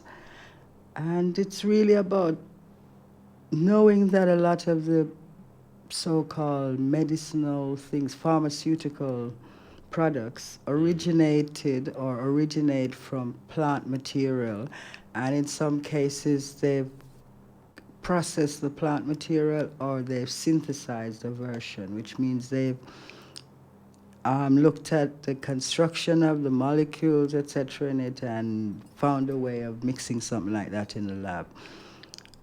So what I'm trying to do basically is to ensure that the knowledge about these plants aren't lost because we've adopted a different approach to healing by waiting till we're sick and then going to a doctor and a pharmacist, rather than a lot of the herbs were for preventive purposes.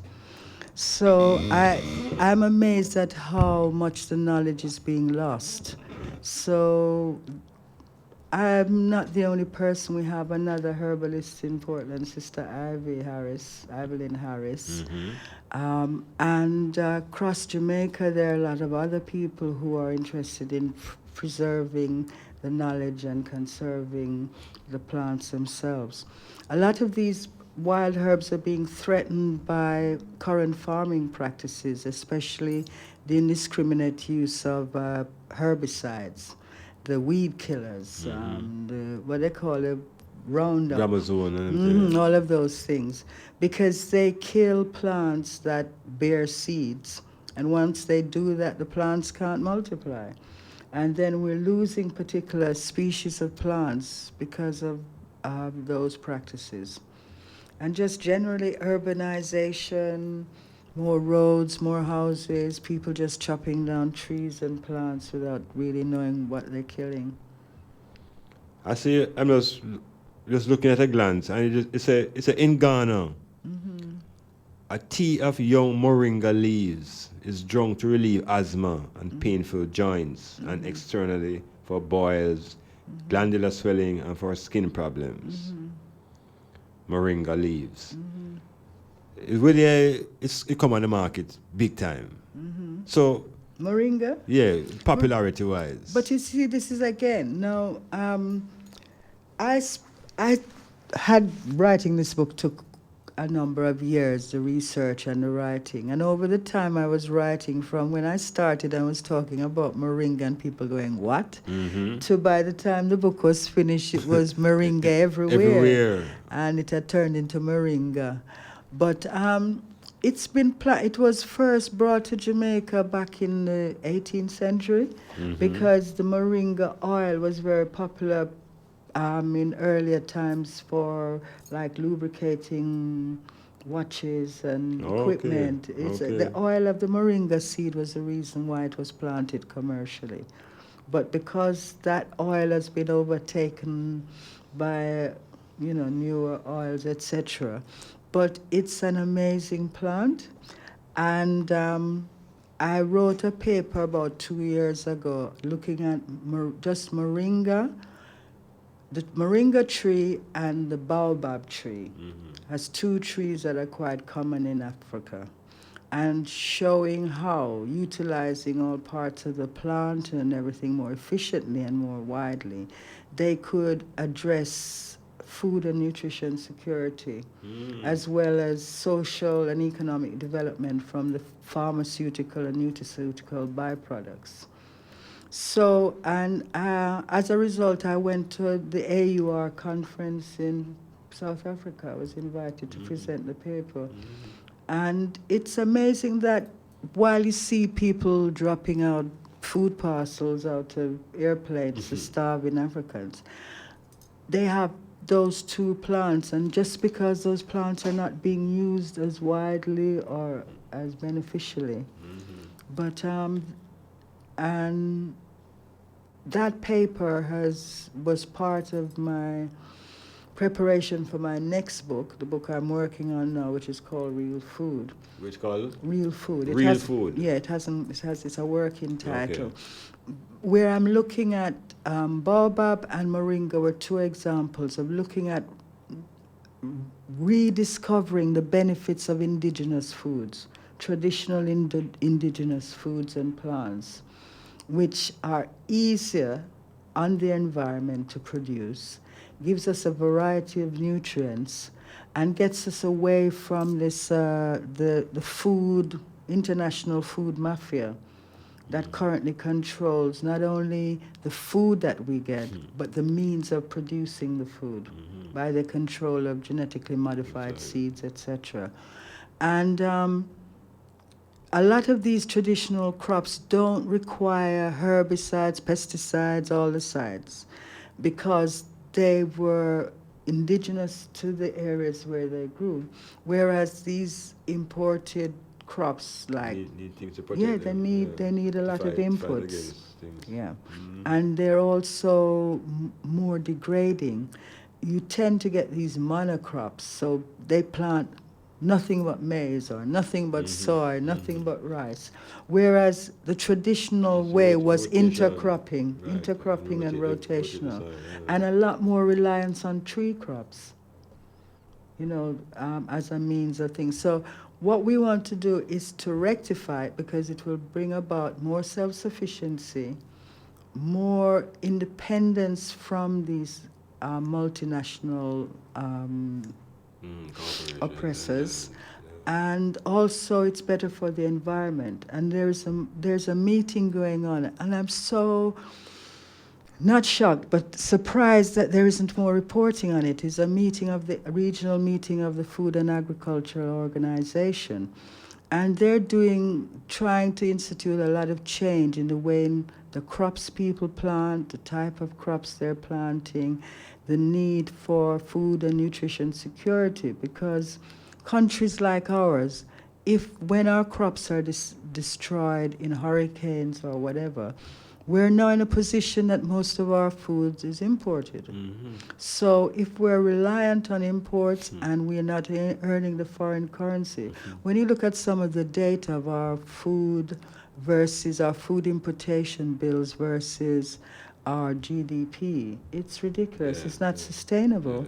And then you look at the detrimental effects of the type of foods that we're importing. So that's why we need real food. So we're creating a very vicious cycle. Now we need to create a more virtuous cycle by returning and rediscovering, things like Banabis beans and cowpeas and things that Portland red. When last you see Portland red peas, it's dying out because, and we're bringing in the foreign peas to grow where you have to spray and everything because it's not used to. So there are lots of food that we no longer eat that our children and grandchildren, when you mention plants, they'll be going, what? Yeah, because they don't know it. I was scanning through your table of contents, and there's some of them things I don't even sure I ever hear about them yet. Some of them I barely hear about. But when you look at the pictures, you recognize them. All right. Well, that's why I insist on having the pictures. So there's quite a bit of graphics. The pictures to show you the plants. To show you the plants, And then also you have names from other cultures, because I take what they call an ethnobotanical view of seeing how these same plants are named or used in other countries. Yes. And but once you see the picture, you'll know if you know the plant. So you have no bitter albot, caramel seed, cerasee, Christmas candlestick, dandelion, donkey pea tree. So a man bring it to me with the antenna, so I must squeeze my eye and it'll clear up my eye. Donkey pea. Yeah, the something. 4 o'clock. Ganja, guaco, guava, guinea hen weed. Guinea hen weed now is hitting the market seriously. Exactly, so I'm saying a lot of these, and they'll discover some of the other ones later. It's after them read the book, They will find out, because you see, I make sure there's a lot of reference at the back with the actual scientific studies that So what about a lot of chemistry seem to go into understanding to put this book together? A lot of chemistry. No, it's not so much chemistry, but I only document plants for which they identify what the plant chemicals are. Because it's important to know what groups of plant chemicals are in the plants. Because that way, when you come to know using it, you can, for instance, if you were on a blood thinner for heart condition, say, or circulation problem, you would avoid certain herbs that are high in coumarins because those are natural blood thinners, because warfarin, the blood thinner, was based on naturally occurring coumarins. So you have to make sure that you, and I tell people herbs aren't harmless. In therapeutic doses, you have to be careful of interactions with other things that you're... So if a man tells us about him have a bush, and if he just boil a bush and drink it, it will make you well. That not enough then? Because how much of it exactly percentage-wise and how long it was boiled and strength and so forth. I like to be a little bit more specific about recommendation. I don't operate in that way. I don't like the cure-all approach. Like a man tell you, so this will cure everything, anything we have. So what do you think? You think that so this should be a better first option than the medical doctor, in your perspective, rather than? Not necessarily, but there are a lot of situations and conditions that don't require a visit to the doctor. If if you have nausea or vomiting or running belly, you shouldn't really need to go to the doctor for that unless it persists over a long time. There are lots of things you can do for colds and fevers and so on, unless, again, I'm saying, but if you do go to the doctor, be clear what you have, because people go to the doctor and they come back with medicine and they can't tell you exactly what the diagnosis was, only that the doctor gave them this and said that, exactly. So it's useful if you know, because even when you go to a well-qualified physician, he can't always look at you or go by what you say to diagnose you, and he'll send you for further tests or an X-ray or a scan. And a little bit more spending on the spending continues. Exactly, but the fact of the matter, that is just showing you that he can't see inside of you with his eyes. He still needs more information support, and more whatever. So it's the same thing. If you're not sure what you're suffering from, you can experiment on yourself, or you can go to somebody who may be able to help better you. experiment. So I see I have wild coffee, wild cassava, vervine, trumpet tree, susumba, stinking tool, Spanish needle, soursop. I eat a soursop, good for your nerves. Soursop is good for cancer. Good for cancer too. Shame darling, sage, ram goat regular. What that? Same one I call ram goat, dash along. All right, queen's flower, pimento, pepper. So, how long did it really take you to put this serious book here together? It took a lot of years, because I started off with 100 herbs, and then I went down to 70, then I just decided, no, it was too much. Too much. And I also, the approach I take, I do a lot of background research and stuff, because I don't want to write anything that's not for real. So I see you have a section here where you actually have some diseases outlined and health conditions. Health conditions, yes. It's not always a disease. Yes. And then you have the plans that go for it. Yes, suggestions of what. Prostate problems. Yo, brethrens. Guinea hen weed, caramel seed, Spanish needle, stinking toe, susumba, pimento, and natto.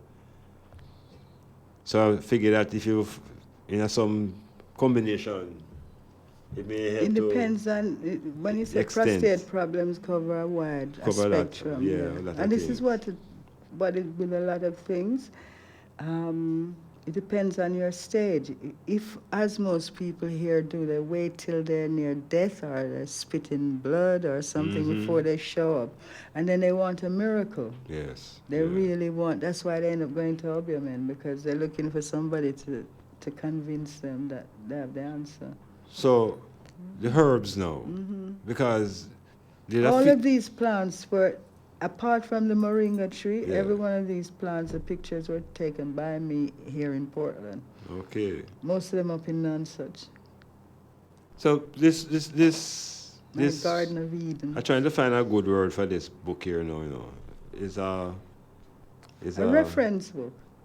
Yeah. Yeah. You can refer to it at your... The library should have a copy. Yes, they should, and I promised that I would take a copy, and I have made it. The Portland Library should have this, especially coming out of a work coming out of the parish. Well, I plan to donate a copy to of this book to the College of Agriculture. Yes. And a copy of this book, Teachings to the College of Education, because recently I had the misfortune of dealing with a young child who said that the teacher had given them a project about Rastafarians, and if me know where them can buy a kochi. Okay, yeah, that reached me too. So I said, I think I tell the teacher she needs to come and check me so I can give her something that maybe can help her if she really wants to know. So I think it would be good if they could have like a copy of this at the college so they can actually debate issues, see if anything in here, something food for thought. And I going to appeal to the Rastafari community out in Portland now, who nothing short of information, it won't hurt to really see what His Majesty is about more than the biblical perspective of salvation and that churchical order. More about what he said, more than reciting his titles. The practical, the more the practical, and the political side, and the leadership side, because, that has not been given much emphasis. I think most of the emphasis on His Majesty is connected to David and the titles, King of Kings and Lord of Lords, and people just run these off. And if you said to him, so what does His Majesty say about education? It's like, well... Like it. Yeah, But I tell you, if you read Reading the words of Haile Selassie, I tell you, has improved my vocabulary no end. Okay. Because I've come across some terms and words. Send it to the dictionary. Send it to the thesaurus. Yes. Not just a regular dictionary. Truly. Yes. So, in your own tradition now, where you there? What is the projections? How Jamaica look now? Is that place where, before you say, a lot of, I'm querying this, a lot of people have been to the continent and have been to many places there and for time and so forth. But me always want to know why the people always come back to Jamaica. Because I didn't migrate to Africa. I decided that my thing wasn't about particularly repatriating. Okay. I could have done that. All right. But what I want to do and what I felt I was in a good position to do by the work I've been doing and so on is to see the commonality in the problems between the two realities and being a bridge. Because, for instance, I started to do something in Mali, the jihadi thing that came up and disrupted everything in Mali, put an end to that. And I'm now going to see if I can do something in Burkina. Now I'm getting bad situations about that. But the reality is I can't say that I'm going to be living here in Africa or there in Africa. I would like to do as much work as I can in Africa, in as many countries as possible, I can. Yes, yeah. And even more importantly, because the Real Food project that I'm doing is really, a lot of it is in Africa. The real food. That's what the book that I write. The project, it's looking right. at food in Africa and in the Caribbean and other diaspora, because we're going to need it to survive as a people. You understand? We share that need to have. So this real food now is based more upon real seeds. It's to look at all the foods and things and possibilities of what we need to survive, what is coming, because I don't think a lot of people realize that these are the days of plenty and the days of famine are to come. They say that South Africa is running out of, the city is running out of water. That was Cape Town. Cape Town. What do you think about them kind of drama there? Well, I met a prophet about 30 odd years ago, and he said then that wherever I live, I must always be near water, because he said in the future water is going to be more important than oil, gold, or any other mineral. And my personal philosophy is based on three, and the reason I'm living in Nonsuch is because about 15 years ago, my revelation came and said the three most important things in your life is air, water, and food. You need to get to where you can get the freshest of all of those. Those three things. Yeah. You want to tell them again? What are the three basic? Air, water, food, in that order. You can't do without air for more than a few seconds or minutes. Water, a few days. Food, a few weeks. But without those three things, there's no life. Okay. So now, a place like Portland, where so much rainfall, KUKUWA, then, things we're supposed to have more dam in Portland and maybe I'll export water and have a water industry. No, the government prefers that we just get washed away each time by the water. You see now? Rather than training the water to be productive. You see what I mean? It's a blessing turning into a curse because of lack of leadership. No vision. No, you see, it bought me, for there, so, for see, place like I eat Portland have drought. And you turn the pipe sometime and nothing will come out. No. And I said to myself, then, when the water beat heavy up in the mountains there, we don't have no way to harness that. I think part of, you touch on a problem, and it's something that His Majesty referred to the students in Ethiopia many years ago. If the education is not for the development of the people and to the solution of the problems, it's like a rudderless ship. It's not going to go far. And I don't think that we've been graduating enough students who are skilled in the development needs of the nation. More people are opting for things that they think are going to make them rich and pay back their student loan.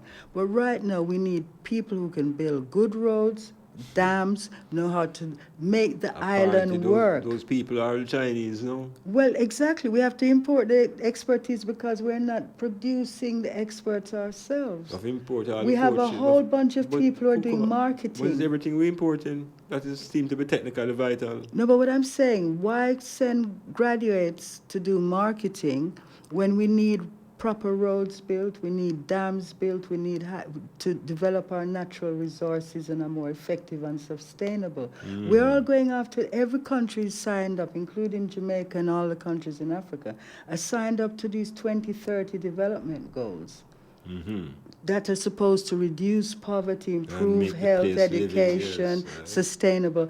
And you look around and you think, how are they going to succeed? You know, it's like the proverbial water carrying in the basket. So I think that, you know, as His Majesty said, we need far-sightedness. And when we individually and collectively become more far-sighted about what our needs are and what our solutions should be, then I think we'll have a better outcome than we're getting now. I want to say that far-sightedness is lacking, and oftentimes the people who lack farsight think that planning for the quote-unquote future don't make no sense because we're dead anyway.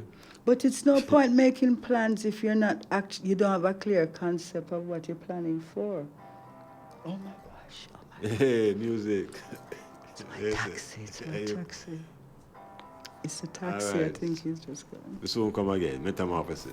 Planning a party, club night out, stage show, a gospel concert, or even a business sales event? Let StylzFM be a part of your promoting tool.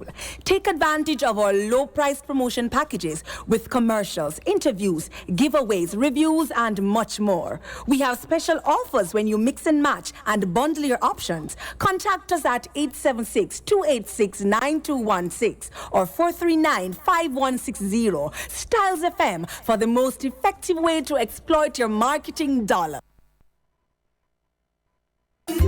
Are you thinking of a place, extraordinary place where you can get a wide variety of Jamaican cuisine, scrumptious local dishes, and at the most affordable price? Zilla's Kitchen has the widest menu to suit your appetite and lifestyle. We're located at Bridge Street, Port Antonio.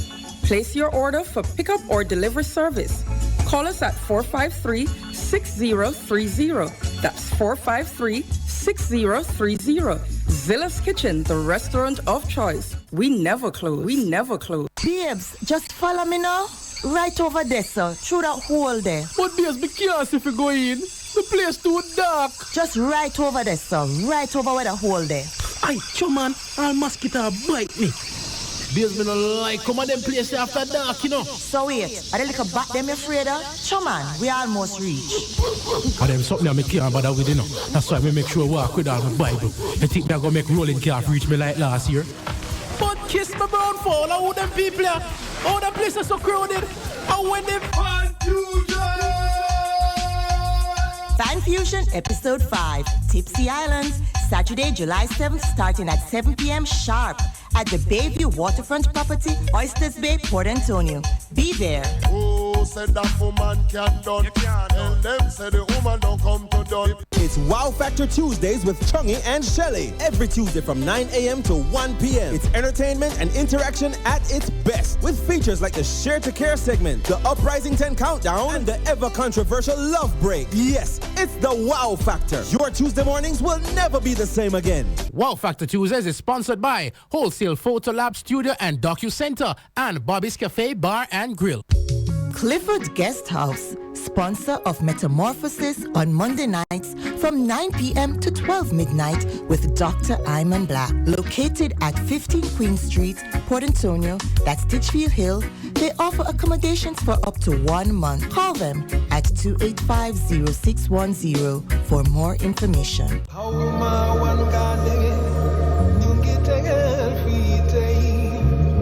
One man machikumbachna, Africa da fa bachna, kida fanya, kida fa rafet, one machiki wunjul, kida fa wunjul, one yandeke sawai, kida fa wunjul, one machiki wunjul, kida fa wunjul, dafnin rafet yon wenta menda ingama, getting dafnin rafet yon wenta menda ingara, dafnin rafet yon wenta menda ingara, did you know, that's a richer Africa, did you know?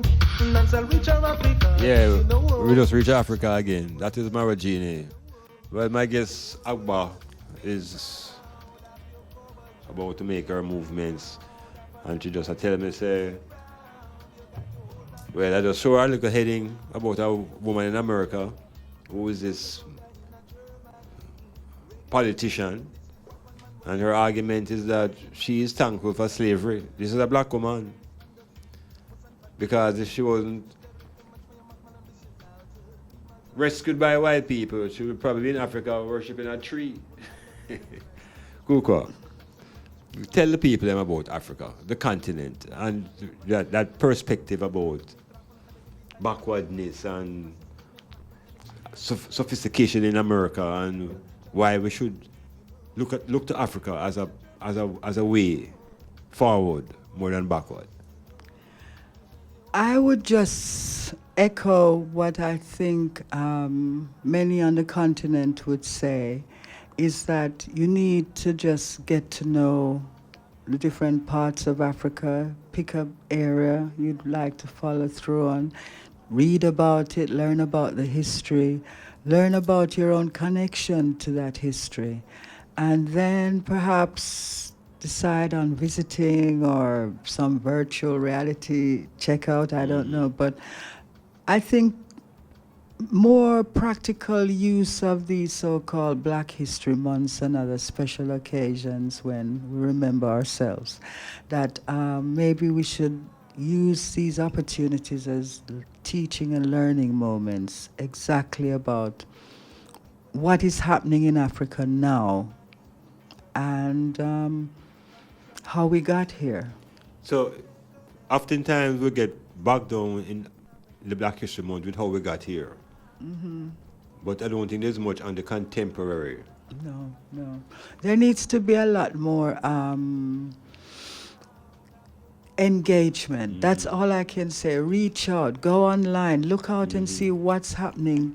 Watch an African news channel and see, not get news about Africa via CNN or somewhere else.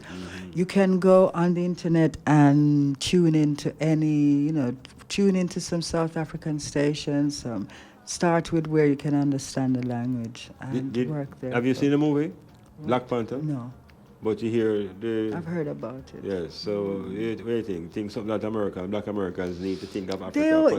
It reminds me of roots all over again, something we get excited about. Roots. But at the same time, is that what really is going to make you be proud of Africa? Rather than the reality of the self and the history and the journey. Yeah. And there's some very interesting stories, and I think what needs to happen, we need to start sharing each other's stories. I think that's what's not happening.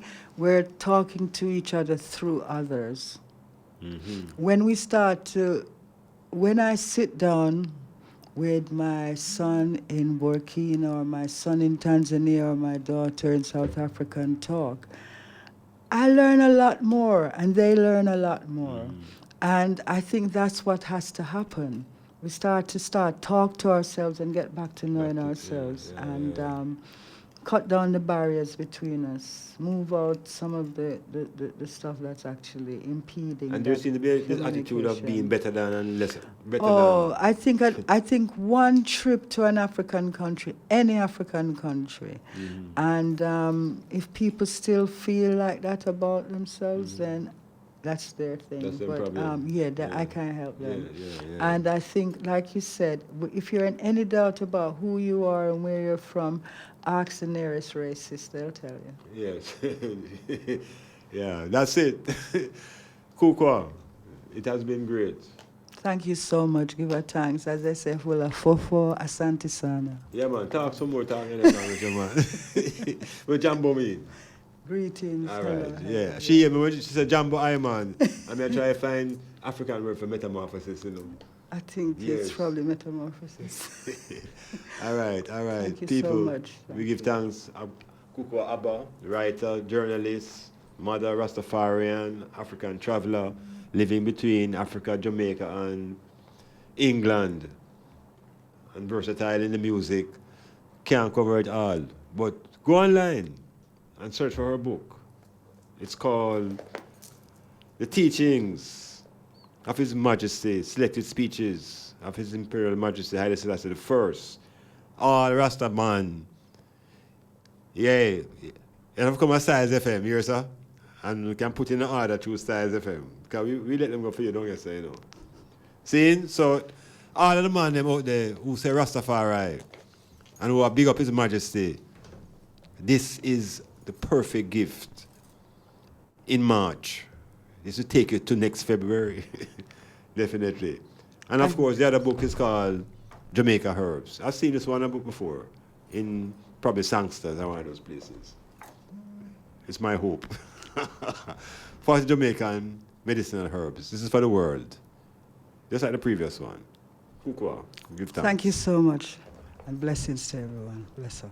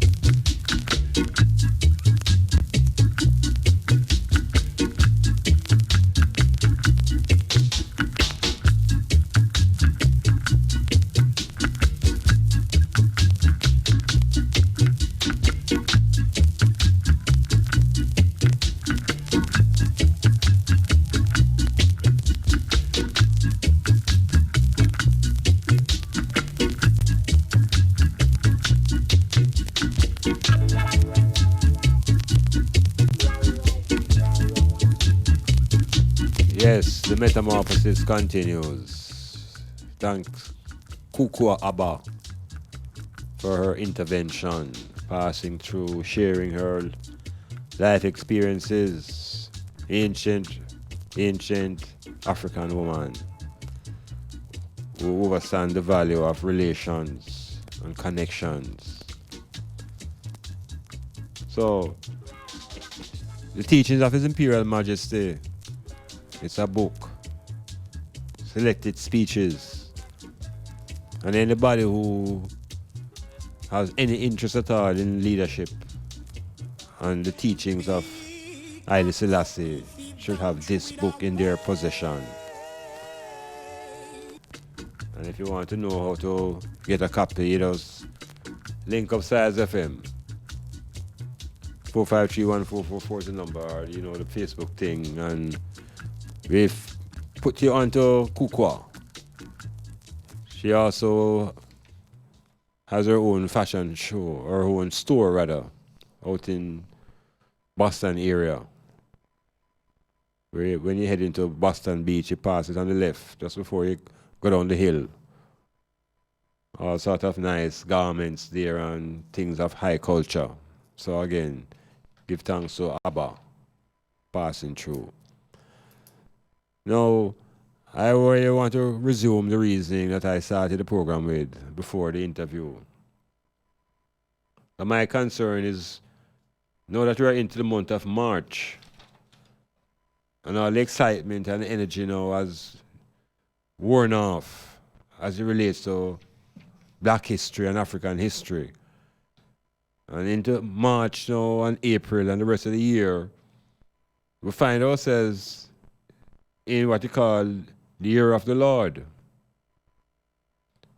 Because that's what we are into from January 1, which is supposed to be the beginning of the new year. So we began the year 1, the year 2018, and in February we break away, and in March we return to the program. But I want to throw something now that I think it may be worthy of investigation for historians and archaeologists and people who generally have a feeling that Black man history is far more ancient than what they've been telling us. So we around here in the Western Hemisphere now, in this Caribbean region, we get our history from the British because we are in the English-speaking Caribbean.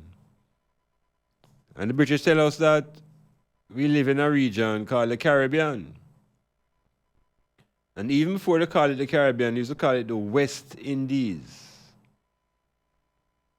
So that came out of the era of Columbus, who claimed that he was in the Indies, thinking that he found India. So Columbus is a very significant figure in history around this part of the world.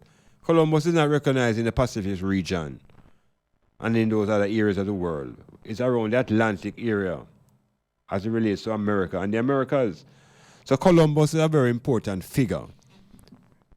Right? Some societies celebrate Columbus Day.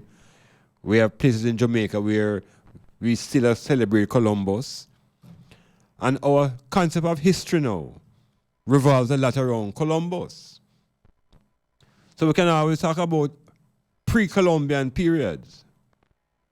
and the post-Columbian period, because Columbus now is used the same way they use Jesus Christ. We have a pre-Jesus Christ or a BC, before Christ, and have a period after Christ, which is an AD. So the Columbus and Christ are two significant markers in Western history. And we are taught about the importance of these two characters. Columbus now is the 1490s. And when people in the Caribbean talk about history, this is where them start. Because that's how we are taught. Columbus is the beginning of Caribbean history.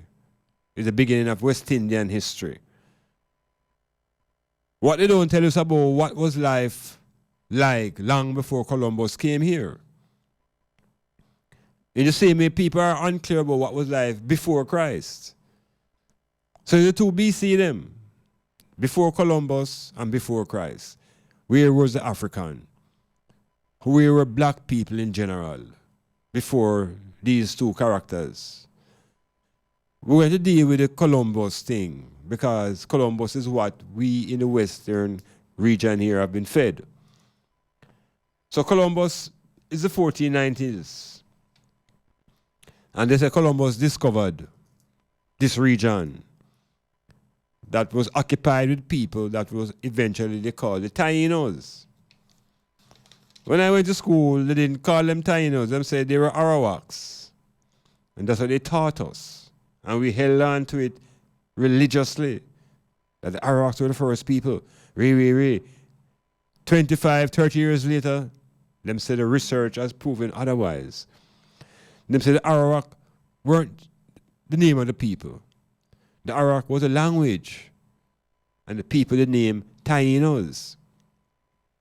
So you see right away how the history can change according to the research and the writings and the findings. They don't tell us now who were the people that lived in this region here before the Tainos. But there is a writer who has opened that door for us, a Caribbean writer, a researcher, the Dr. Ivan Van Sertima of Guyana. And Van Sertima has opened up the window for I and I to look behind Columbus and to look deeper into this region that we call the West Indies. And the book that is out by Van Sertima is called They Came Before Columbus. These books are not in the university. This book should be a staple in the university, but they don't want people in the University of the West Indies to know that the whole thing is a sham. And Van Sertima uncover because he's an archaeologist and a linguist and all the disciplinary requirement to do the research. And his findings showed that based upon the artifacts that were found, that there were people here 20,000 years before Columbus. And I want I and I to look into these people now, you know.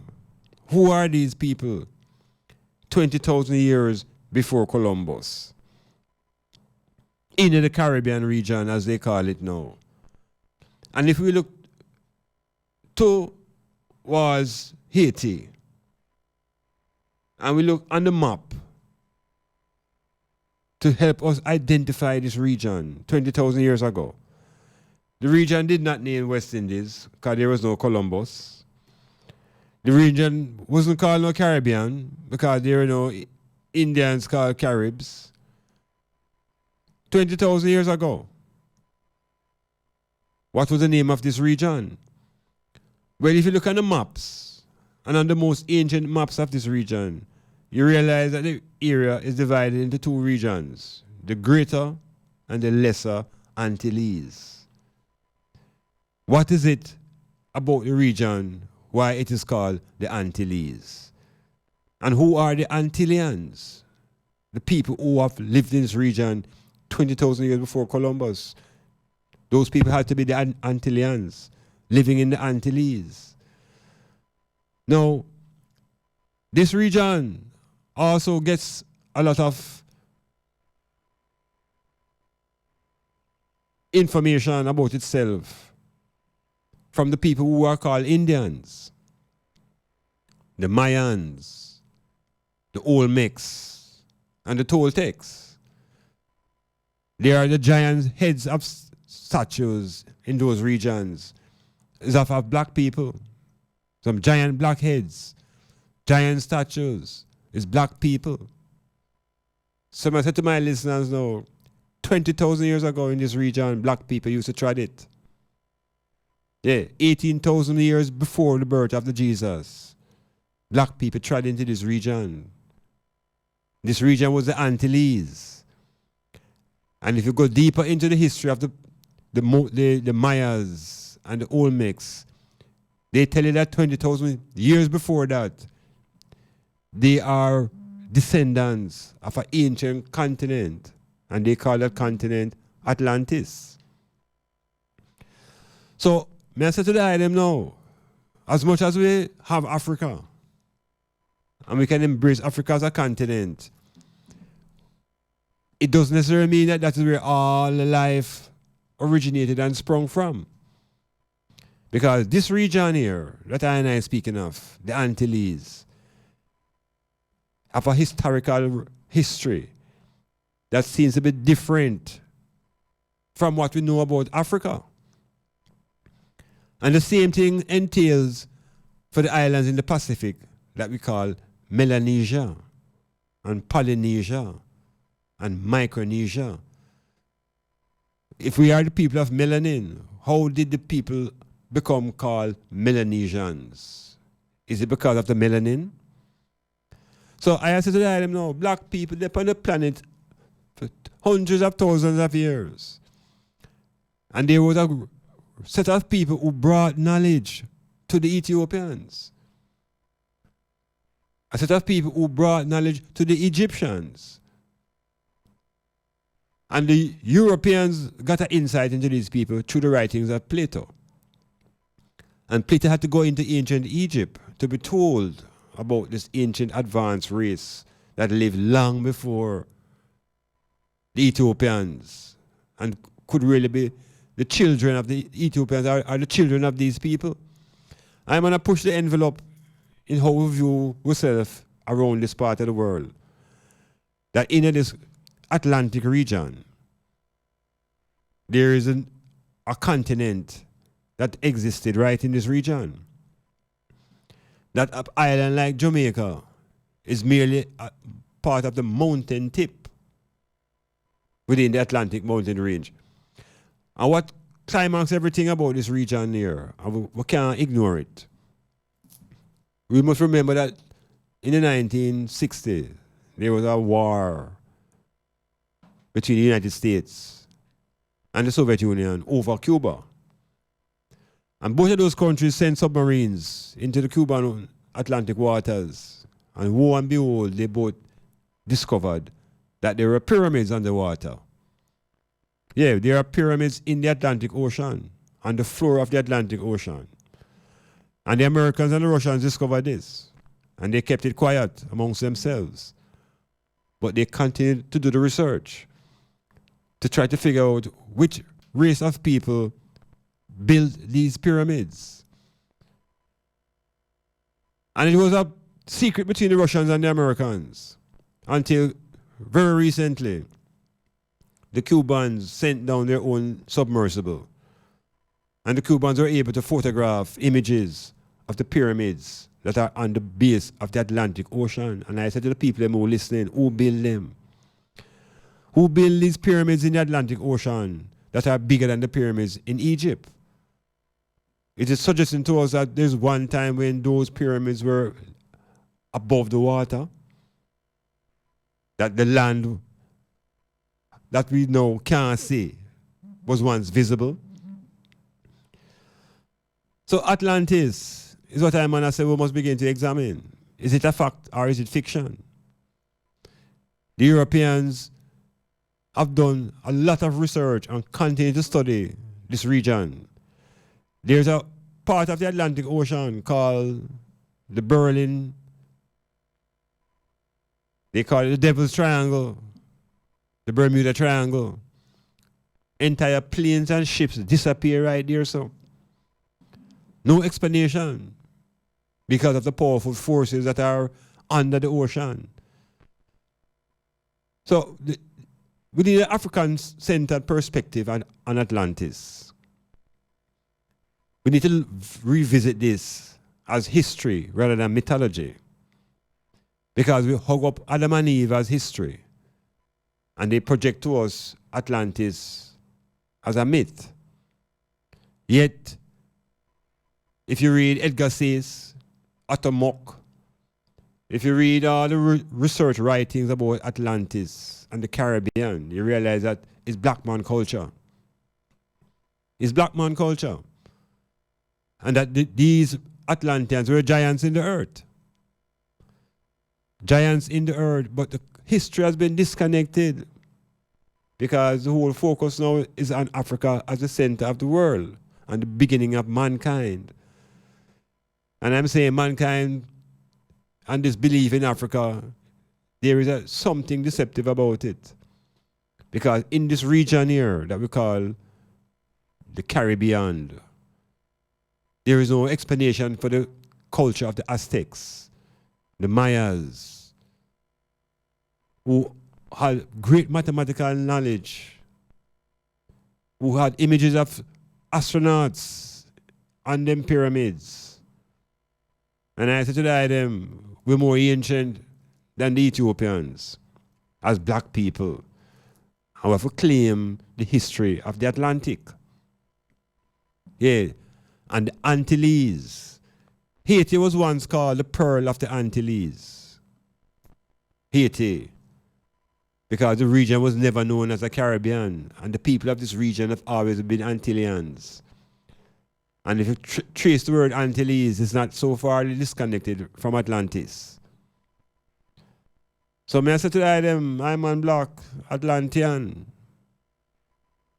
Super race of people. If you ask the historians of the Olmecs, they speak about a devastation of a continent, and they are the remnants. So may I encourage ones and ones to check out Atlantis. The Europeans and Plato claimed that Atlantis was in the northern Atlantic Ocean as an island. But you know, racism will move things from the south to the north. We hear about the fantastic architecture within the Atlantic culture. So may I open it up, you know? May I say there is black culture before Africa. There is black culture more ancient than what the Europeans are trying to tell us. And it's not just the African continent, it's also the continent of Atlantis. If you fit South America into Africa, it works. And you can conceptualize a time when there was no ocean. It was all landmass. The earth has gone through a lot of changes. But because we're locked into a book called the Bible, we are unable to see other histories. And we can't see beyond the garden. Well, I'm saying to the item, the Atlantic Ocean is live. The Caribbean Sea is a misnomer. There is no sea. It's the Atlantic Ocean. We live in the Atlantic Ocean. There's a Sargasso Sea in the Atlantic Ocean, which nobody can explain. So this region is a mighty powerful region. And even the Africans on the continent is when they come into these regions that they get conscious. And that's why Jamaica people know, that's why we're so different. We're different. Because our roots is not just into Africa, but we go even into the continent of Atlantis. Right, yes, so. Remember, when the Europeans came, there were people here. Cultures, and of a history of thousands of years before any caveman come out. So it's linguistics, it's getting through the Antilles and acknowledging who were the Antillians and the closeness to the concept of Atlantis and the history and the culture of a super race of giants. And once you begin to sight up all Atlantis, you can easily see now the connection between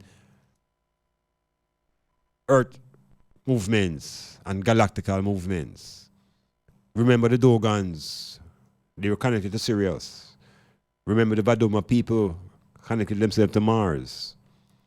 So we are always galactical people. Our history is not just on the African continent. They are the people of Melanesia. They are the people of Micronesia. They are the people of the islands, the archipelago in the Atlantic. It's all about black culture in March on the Metamorphosis.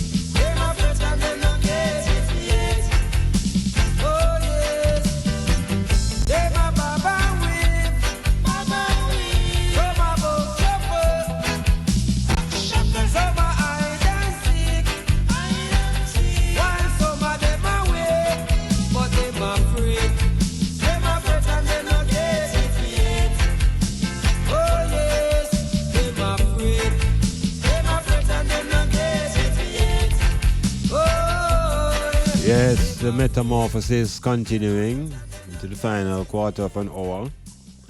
I'm on the road to provoke the brain and to challenge some of the historical information that we have about our own history. And the fact that it's always written by the same person.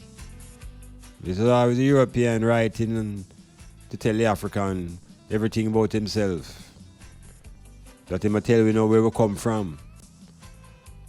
And I remember clearly in the early 70s or thereabouts when certain black men started make sounds about origins of mankind and started pointing to the African continent as the cradle of mankind.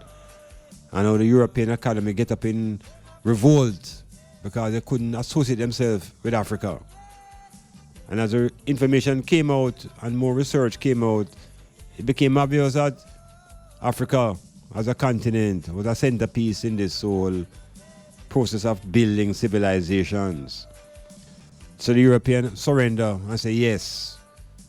And then them find Lucy, which is a fossil of an Ethiopian woman or Kenyan woman, and them say, well, all right, see they know.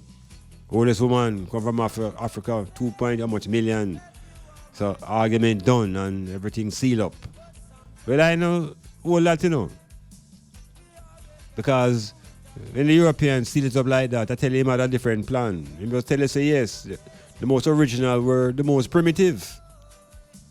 And this is why I'm saying now the pyramids could not have been built by the most ancient of Africans because they were the most primitive, therefore they had the least amount of knowledge.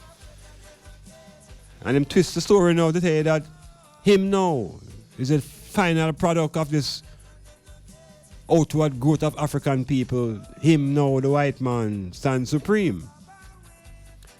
Well, I don't hold that anymore too tough, you know, because as I said to them, I realize that it lock you up into a little box. And all they can talk about is say you and him come from the same place. And him can tell you say you and him is of the same. Well, when I look around the rest of the world, and I look into places like the Pacific Islands, the Pacific Ocean, and look at the black cultures, particularly in Melanesia, and I say to the one of them again, we are melanin people, and there's a place called Melanesia, and there are people who are Melanesians. It's something about the melanin, why the place named Melanesia. Something about the blackness. And these people have their own history that takes them 20, 30,000 years before the Christian era. So when you look at that taking place in the Pacific, and look at what's going on the continent of Africa, and look what's going on in the continent of Atlantis, right around in this region, you realize that black culture is global. Yeah, man. And you look at the history of the earth now, you say, yeah, man, in other parts of the earth, maybe even more ancient than the African continent itself. Because the knowledge that has been stored in the pyramids is like an ancient advanced race, drop that pan wing up and leave it there. It's like a library, stored information from a more advanced race of people. And there's no way these race of people can be Caucasian people, you know, because Caucasian people can't manage the heat and the sun and survival in those type of climes. So it's melanin people, it's black people we're looking at. And when we talk about this region where Columbus come and stop, for 20,000 years, people around here are living, black cultures, that could move from Jamaica to Haiti to Cuba, Central America, to share the pyramid culture, to share mathematics, symbols. So we have to get behind Columbus. We have to dismiss Columbus as a line of demarcation in our historical brain. It's the same way that Jesus Christ become a line between time. So Jesus Christ is a zero. And you have to go one direction to find +1, 1 AD. And you go to the next direction, you go on 1 BC. So we have to sit through Columbus and the Christ and realize that black culture, global, and more ancient than the Europeans would want us to know. And it is this area, the Atlantic region, where there are pyramids underwater. And I want them to try to dismiss that. Pyramids on the ground, on the ocean floor. That obviously in my mind weren't built down there underwater. Those things were once on land. The mountain ranges were once visible the way we can see the Blue Mountain Peak. But because of movement of the earth and devastation in the geography, enough things go on in the earth. Continents shift and move, and land sink and land rise. And the most famous of the literature is about the sinking of Atlantis, where the continent sank in 24 to 36 hours. Yeah, man, an entire continent go down. So a lot of cultures speak about a devastation. A lot of cultures speak about a global devastation. And I said to them, we have it in our capacity to put an African-centered thinking now on this concept, on this idea, on this land called Atlantis. I mean, I beg my listeners them to do a little search and put your own intelligence to this continent of a super race of people, because it's only a super race of people could have generated something like a pyramid and the mathematics inside of it. Them say them find all the anti-gravity machine inside of the pyramid. Yeah, them not tell you our links to science as a black people, you know. The more we think so everything that we know comes from their experience through their enslavement. So I say to them now, March, February Black History done. But in this March, I know I am on one them pursue our history before Africa. Black people. What was the history of black people before Africa? What was going on in the Atlantic region? What was going on in South America? Yeah, we can open up our meditation and search for our blackness, because it's more than just a continent, because we are people of the whole globe. And there's one time when a lot of the land masses were connected, where the whole world could be just look like one island. And that island could have been the island continent called Atlantis. There are movies and there are books all about Atlantis. We could not keep distant and think it's like a movie. We could get closer to the mystery and unravel ourselves while we let go of the fable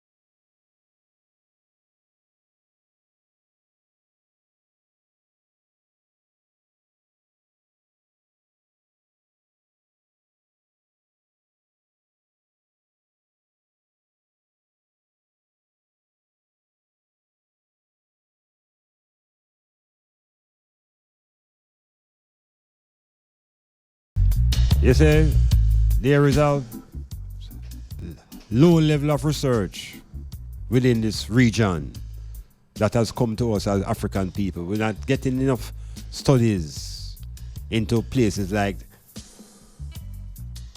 Mexico and Cuba. Because right now, off the coast of Cuba, there are some islands, not islands, there are some buildings that are rising from underwater. Sunken city rising up right off the coast of Cuba. It's the Cubans bust it out, you know. It's the Cubans sent down their own submersible and sight up these pyramids. And the Cubans say it quickly, and the Americans try to deny it because it's all their secret. But the energies and the research that is being gathered from these pyramids in the Atlantic Ocean is what the Europeans are using to advance their own space programs and their own knowledge of things in the galaxies. It's black man knowledge. But we're disconnected from it. Because them tell us that people populate this area by coming over some land bridge in Siberia, and now them dismiss that theory. Them dismissing the land bridge theory to try to show you how this northern American region became populated. The ancient Egyptians sailed in them areas, you know. Man sailed in them areas because the current comes right out of Africa, comes right into the Caribbean. Even look at how the hurricanes travel. So it's thousands of years I coming in this region. We never just come here as captives because the Europeans came into Africa. I have been to this era for thousands of years before the first caveman even make.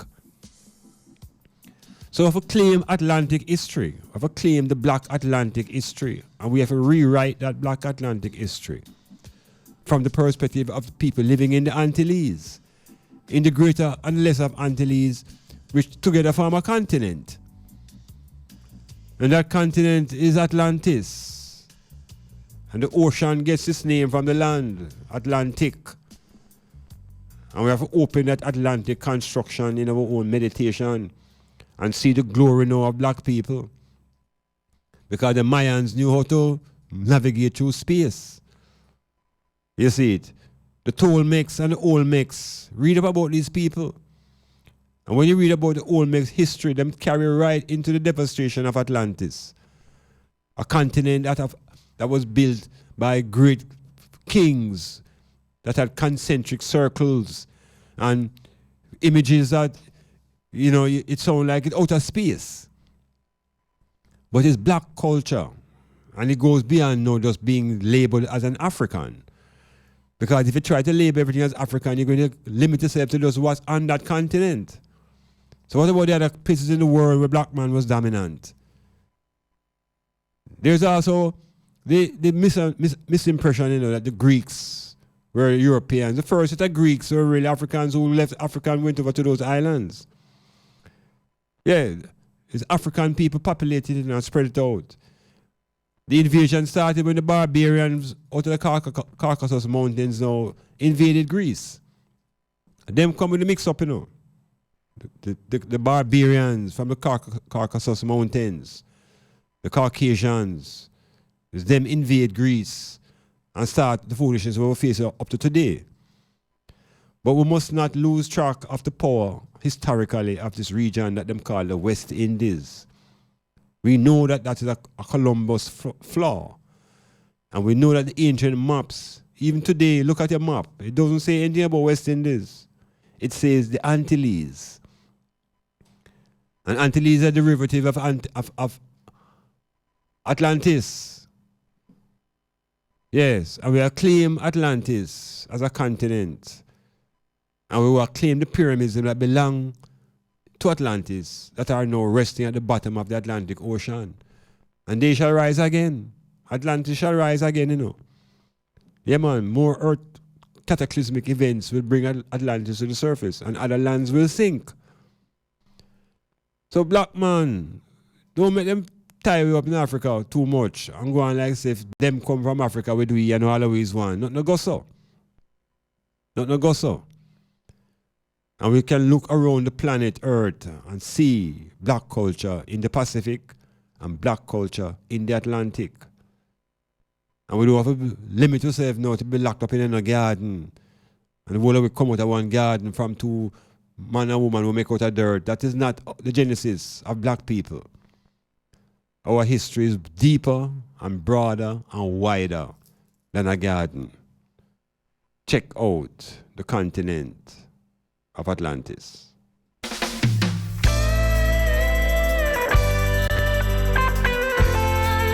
Check out Easter Island and the black giant statues built by giant black men. Ain't easy. Said living in a Babylon ain't easy, no way. Temptation on my right hand, evil on my left. I'll stand up in If you look at the statues on Easter Island, large broad nose, rectangular shaped ears, black people. Yeah man, we're there in the planet. We're there ever since. All over the planet. Black culture. Guide me to travel on my way. Temptation is so strong, but I must fight it. I'll stand up and fight. Fight for my oh, yeah, now. Sadamasagana. Let God be praised. In a positive way. Sadamasagana. Let God be praised. In a positive way. In a positive way.